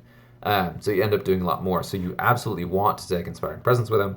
And Barrage is really good because it applies that damage across the board. So you could have your middle card attack with Barrage. The Barrage on the right lane could apply the attack buff on your right lane card before it attacks. So really, really effective with Barrage. I really like how well he supercharges your cheap cards. So if you have Scarabs against a damaged opponent, they do a lot more damage. Likewise, your Flayed One, your Fear guy. So he's just flat a bad Warlord. I shouldn't say bad, an underpowered Warlord, just because his ability doesn't do enough. And he himself has excellent stats, but he's too expensive, and you can't really build a deck around him because he doesn't work the same way that Abaddon does, because his attacks buff is so just like one and done. But yes, again, you see him here with Seamet and the Sun Eater, which is a really powerful, very standard Necron combo, where I think these are probably the decks that have been changed the least, because those are older cards that have been around for a long time and probably make sense as staple cards for a long time too. So I'd have to ask about that one. But this makes sense with Ulthakar. Those are just some of the other cards I would use, but yeah. Again, if you're out there and you're starting out, he's an excellent early laddering Warlord because, again, he does supercharge your cards in ways that really benefit them because if they're low level, percent buffs aren't going to improve them as much as a flat stat buff. So plus 15 is better than plus 10% most of the time. But yeah. Next up we have Vol, and we're doing so well. I do still think that Vol is quite possibly one of the top 5 most powerful Warlords in the game. Could be wrong, that's my personal impression. Super strong, gives each friendly card that's deployed 3 charges of a shield that reduces incoming damage they take by 40%. It's any damage they take, so Psionic Blast and Barrage clear it, but yeah, still really, really good, especially if you put them in harm's way, and especially if you double down with Medicae, Taunt, and Regen, which really have here. Does a really good job of keeping them alive. This goes all in on melee. I do think that Vol is one of those where you probably want to either mix attack types or you want to go all in on ranged. Just because she's one where you can take the most dominant attack type and still benefit from that because she has the extra bonus damage. Or bonus defense buff, and then is hilariously powerful with Taunt, because Taunt stacks with her defense buff, so yeah. Fear and Taunt are both super, super strong in Vol decks, so I really like the Inquisitor Karamazov, who's that Fear and ranged attack, so he's kind of the inspiration for that. He's one I always reach for with her, and especially since she herself has Fear, she's such a giant tar pit, so this is very much a melee-centric deck. I do like Celestine in here because if you have an Endless card, it gets the defense buff on both copies, if I'm not mistaken. So even if her first copy dies, the other one comes back. I probably wouldn't do this with Magus because he's so expensive. And there are other ways to get Medicae and you can get stuff with higher attack stats. I struggle with Vol because you need to make sure that you are using the defense well, but then also have enough offense to capitalize on being impossible to kill. So I think that this is a little bit lackluster in terms of offense. But yeah, and again, I would take another look at this with heavy Fear and ranged. Fear, ranged, and definitely something. This doesn't have target acquired, which is a bit head scratching considering how much it does. I think you need that with Vol to make sure you have some offensive momentum in addition to your defense. So, Voldus. Poor Voldus. Also needs a rework. Fairly straightforward Voldus deck. I'm just missing the 22-point Phobos Librarian as the additional psyker in here. This is fine. Voldus is, of course, every time you deploy a card, it gives a plus 20%, or all of your cards that are currently in the board get plus 20% psychic attack, assuming they already had it. So you do want to put all Psychers in here, and you do want as many cards as possible. So taking a 6-card deck is an interesting choice, but mine is probably the same, because I run the Blood Angels Librarian a lot. Or the Blood Angels Librarian Dreadnought is my mainstay in here. I believe I do the Blood Angels Librarian Dreadnought and then Y'all to really maximize the area effect attacks, and then I do have the utility pieces. I probably have these two, 14-point taunt, of course, and then maybe a cheap target acquired. I'd have to check that, but or maybe another Medicae. But yeah, this is a fine build. I just don't think it's going to be very good because Voldus himself really struggles. He doesn't have anything that makes him more powerful than any of the Warlords out here and any other type. So even if you go all Psychic, you'll probably get outshot or outpunched by most Warlords, and then out-Psychered by the actual pure, like the tougher Psychic Warlords. So it's hard to build around that because I don't think the Warlord's very powerful. I don't think the deck builds are there. So even the most effective Voldus deck is going to be outclassed. So I don't know that there's a best way to build that. But this is good. Follows the similar philosophy where you have a power piece. Mine has 2 power pieces and then the other support pieces. This one is interesting where it's got 3, and then that 4th card is kind of a support piece as well, or kind of a power piece as well. So it nicely spreads that out, which is really good. If you're going with a Warlord that's a little bit weaker than the others, you want a little bit more flexibility in your deck. You don't want to have 1 or 2 power pieces that could die and let you down if you're falling back on a Warlord who's otherwise a little bit behind. Next up we have Eldrad, who is the opposite story. If you want anyone to flat out out-Psycher somebody, Eldrad is the one to do it. And now this was the first one I quibbled on. I already quibbled on this one because I don't think K'Duin is really the choice here. Of course, he's got Psionic Blast, which is very powerful and guaranteed triggers Eldrad's ability where each time a Psyker attacks, it gets a plus 30%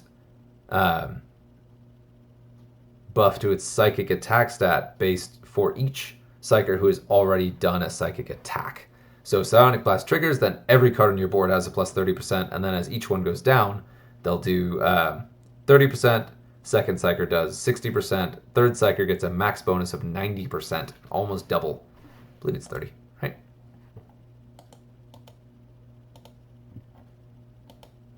Yeah, 30. So, yeah. So that third Psyker on the line does a lot of psychic damage.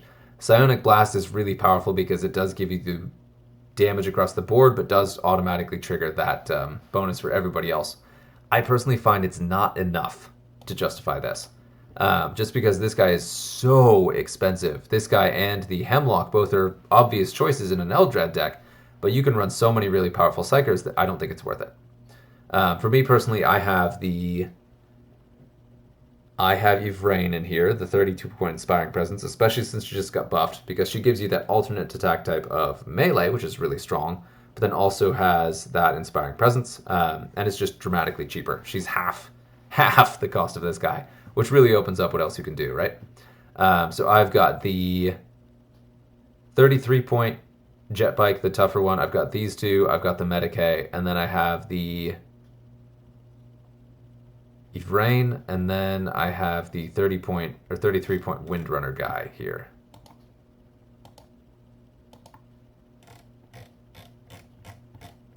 And then, of course, you want Trialior on the Silent because he hits like a truck. Yes, but one of the biggest points for me is I want to make sure there's room for this guy because you want a decent taunt in there to keep your cards alive. And my biggest beef with K'Duin is, yes, he's very powerful, but the entire rest of your board is so vulnerable. So you very quickly snowball into a loss, no matter how hard you're hitting. You need a little bit more durability than that, and that durability does have to be spread out. Otherwise, you're losing K'Duin, and it's just a little bit too much weight on just him. Now, obviously, at the Omni level, he's scarier, but the same caveats still apply. You hit a Snickrot deck, you hit a Badrek deck, you hit something that's easily able to wipe the other cards on your board, and it doesn't matter how good this guy is, you're probably going to lose before you get to the opposing Warlord. So, of course, Eldrad is very bursty, but I do think that a little bit of staying power is key to actually making him effective in competitive games. I hear this deck is very good, and I'm sure it is, but yeah, I don't love this one. And that's after pretty extensive testing on my part, running K'Duin and then some other builds as well. I just really value the volume of other stuff you get in here without K'Duin, which is a shame. Because I really want him to be in there, but it doesn't feel like it's good enough. So anyway, mostly durability is my biggest concern there.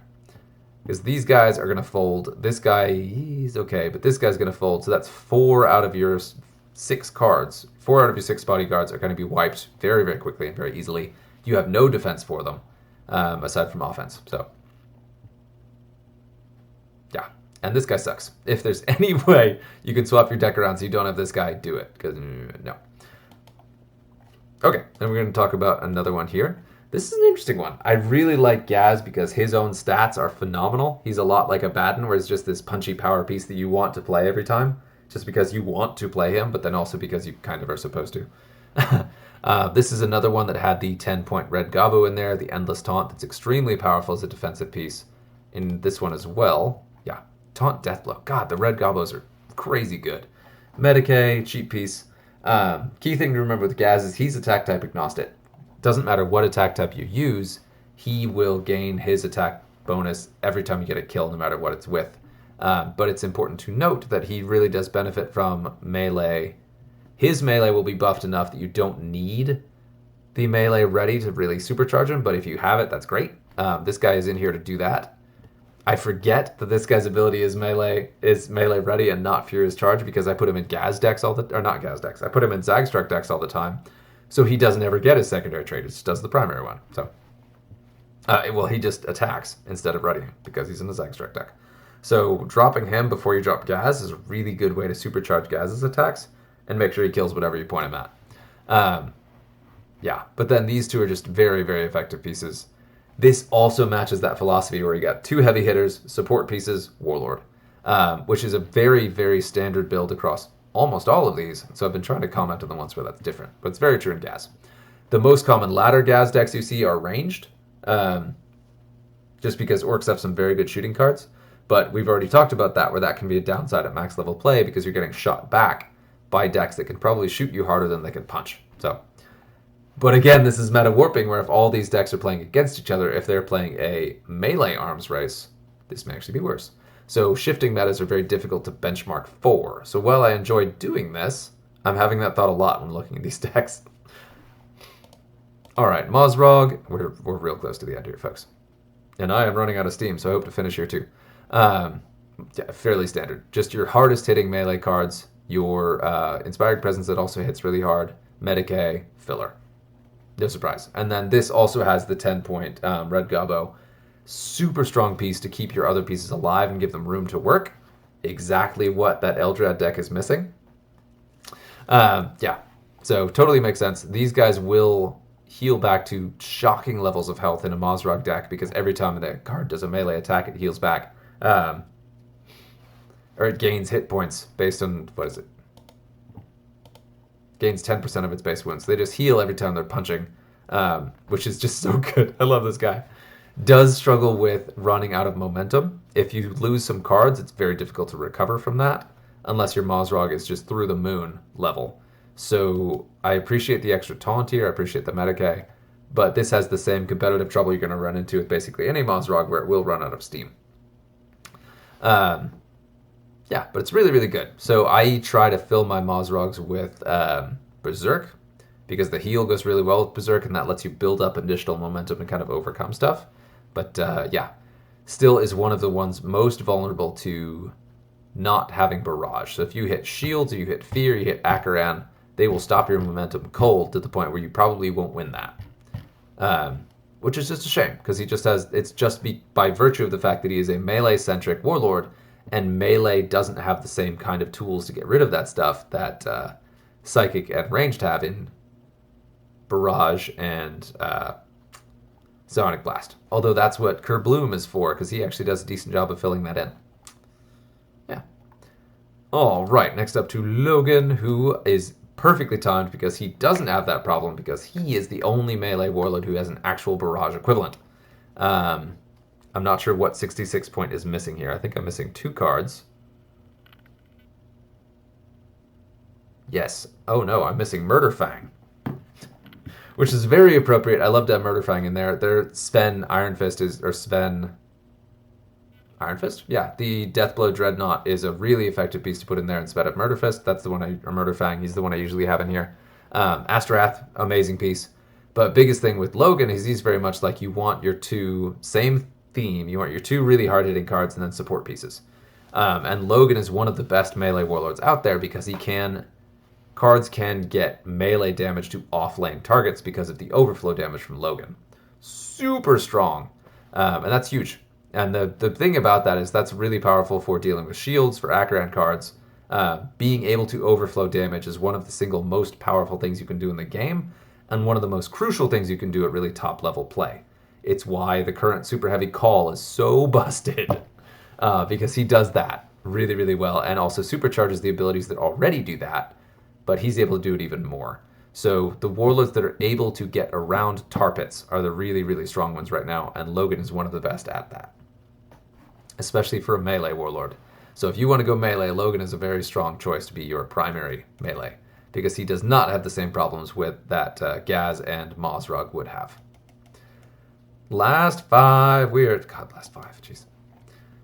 The Turbigon, for me, is in a really, really weak spot right now. This was an interesting deck to see, too. So really benefits from the double Medicae. This is a very heavy melee deck, but also has a bunch of Death Blow, and has that Psionic Blast. So having your primary attack types, but then mixing in Psionic Blast is a really effective choice. And this is interesting. This definitely feels like one of the testing decks that was built more recently, because it has that. It has your 2 really heavy-hitting hard pieces, has the support pieces, but then mixes in your Psionic Blast into a non-psychic deck, so that you have that kind of board clear to deal again with like the Fear, the Akaran Lives, all the things that you want to deal with that melee doesn't. So that, I really, really liked this deck, and that immediately speaks to me as something that's very effective.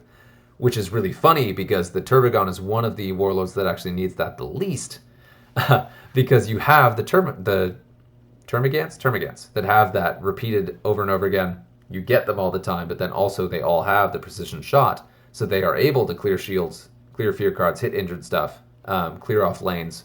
So they already kind of do that. So it is pretty funny that this, of course, is the warlord that has this guy in there.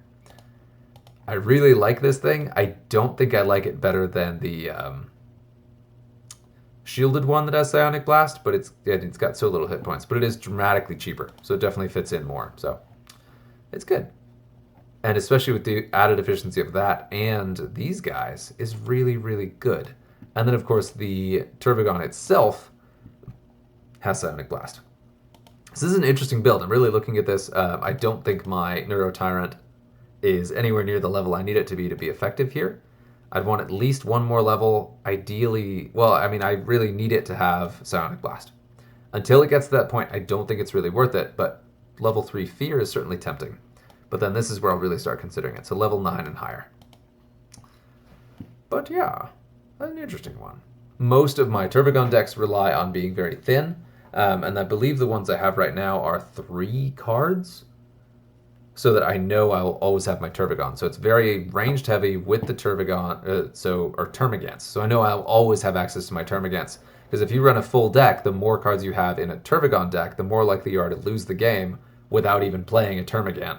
Where most matchups you will win based on gumming up the board with your Termagants. So, yeah, it's an interesting one. I'll have to take a closer look at that. But I think I right now have a 3 or 4 card ranged deck that I believe does include the 50-point Psionic Blast card just to have that. And that's been my favorite pick so far. Yeah, pending, whatever changes. Next up, we have the Flyrant. Pretty universally considered to be the weakest of all of the warlords in the game, which is interesting because it's got a really powerful ability, very focused on pressure. So I really like that. So the longer you keep the board gummed up, the more damage you're able to do over the course of things, the more effective the Flyrant is, because the more times you're able to apply that free damage, the better, and the more you soften stuff up before the Flyrant drops with its very, very potent attack stats, the better as well. So this has double Medicae, quadruple Fear. This is all the Fear cards. And then double Endless, if I'm not mistaken. Yeah, double Endless. So really, really big on the tar pit. This cracks me up because this officially is 3 different attack types. Melee, ranged, psychic. So you can do whichever you want. Which does kind of weaken the overall damage output, but gives you so much flexibility. I do like it. And these 3 cards are all so strong in their own right that it probably works better in this than it does in most. And you've got Barrage, you have Psionic Blast, so what you would do is probably take the safest attack type, and then no matter what you're hit with, your attack back is pretty phenomenal. So That's cool. I really like that.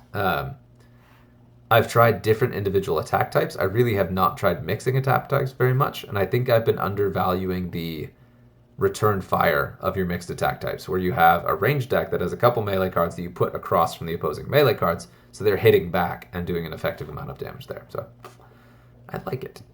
I like it. Stormlord is also a very challenging one to build around because he is so expensive himself. This surprised me that the Stormlord is I believe the only Necron deck that's full and has all the different individual slots filled. So it's a max 8 bodyguard deck. But the Stormlord's ability is that whole thing where he every time one of your cards readies, he does a random 20 or does 20 damage to a random opposing card. Just hits it for damage, which is really good, especially if you ready all across the board. You can just do the psychic and then just blast stuff, which is great because that also gives you the ready value. So you'd get the melee debuff, range debuff, and then you would also be applying free damage, which is really effective. And one of the standout things about this is it alternates attack types. You got melee, mono ranged, mono ranged, mono melee, mono ranged, mono melee. So basically, no matter what you have on the board, you have readies going that are helping kind of support your future turns, and then you also have free damage going out as those readies happen. So a lot of durability, a lot of hit points, a lot of endless, because this is just meant to be a long game, very patient deck that wears down your opponent just with free damage, which is really powerful. So I really like this build. I don't have any complaints about it, but that's immediately what jumped out to me is you intentionally mix your attack types, so you're always getting free damage readies. Which, of course, if you run up against the psychic deck, problematic. If you run up against a deck that has all the attack types, problematic. But generally speaking, you will always have opportunities where you can build up your own strength while freely doing extra damage to your opponent that they just have to take. They don't counterattack. It's very much like a Zagstruck deck in that way, where it gets so much free damage, it can be very effective. So I really like this.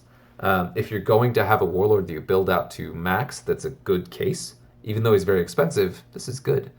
And then the Stormlord himself, his personal stats are excellent. So if you're able to soften up the board enough, he can close out games. Yeah, especially if you're able to build up a bit of a ranged buff over the game too, which you're probably not with this as your primary attacker, but still, love it. And this guy's such a good primary attacker, I don't even care. Next up, the Swarmlord. Now, my personal Swarmlord is all psychic. Very, very all in on the psychers, which this one more or less is too, so I really love that. You got these ones in here. My immediate thought is if you have any way at all to rebuild this to not include this, do that, because this thing is by far the weakest card in this deck by so much that I don't even like to see it. But the Swarmlord itself has a really powerful psychic attack, and then all of these guys do so much damage that even though they're dying, they're really... it's a very effective deck. This... And I, of course, would kind of tweak this because I have the 50-point area effect one, so these both would probably leave, and I would end up with my 50-point shielded area effect Psyker for that board clear and the extra damage. Super good, especially in conjunction with the Inspiring Presence and the Poison. But this, of course, if I have this guy high enough level, totally makes sense that this is what you do. And these also have kind of a better fallback attack type into melee, which I really like that because they also are really good on the board with the Swarmlord. So when the Swarmlord drops, he really likes to punch in melee. Having some extra supporting melee cards is really good. And mine doesn't have that right now. Yeah, probably in need of a rebuild though, because this guy just dropped, and that's such an effective piece in a Swarmlord deck for the Swarmlord itself, but then also for the other cards in there. I'd love to see that. Yeah, I like to include this guy in there so that when I'm psychicking, I definitely guarantee a range debuff, even if my opponent doesn't do ranged attacks because of the debuff. Then I don't benefit from the debuff from the Swarmlord itself.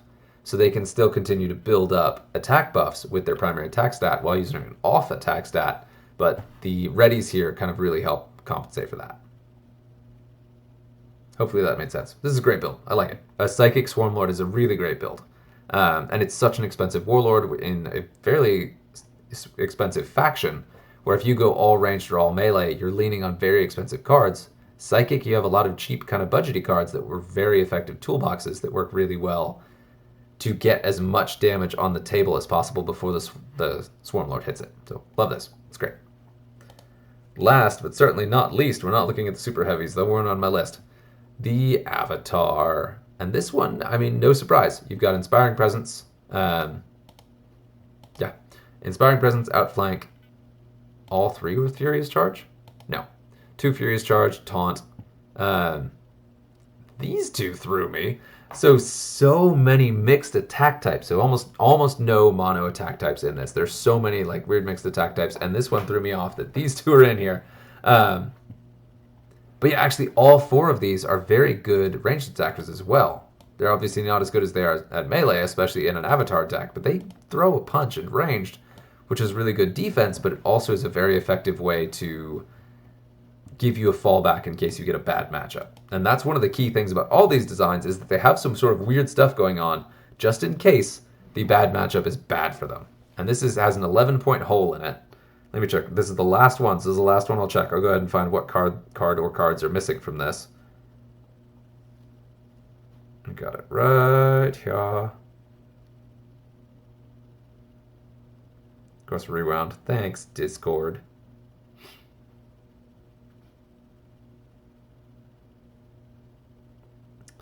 Rolling. But of course, Avatar, anytime you get a kill, one of your friendly cards at random gains plus 15 melee attack. So you want things that will stay on the board, that have a lot of damage so they're getting kills, have some durability so you're not just folding immediately. That's good.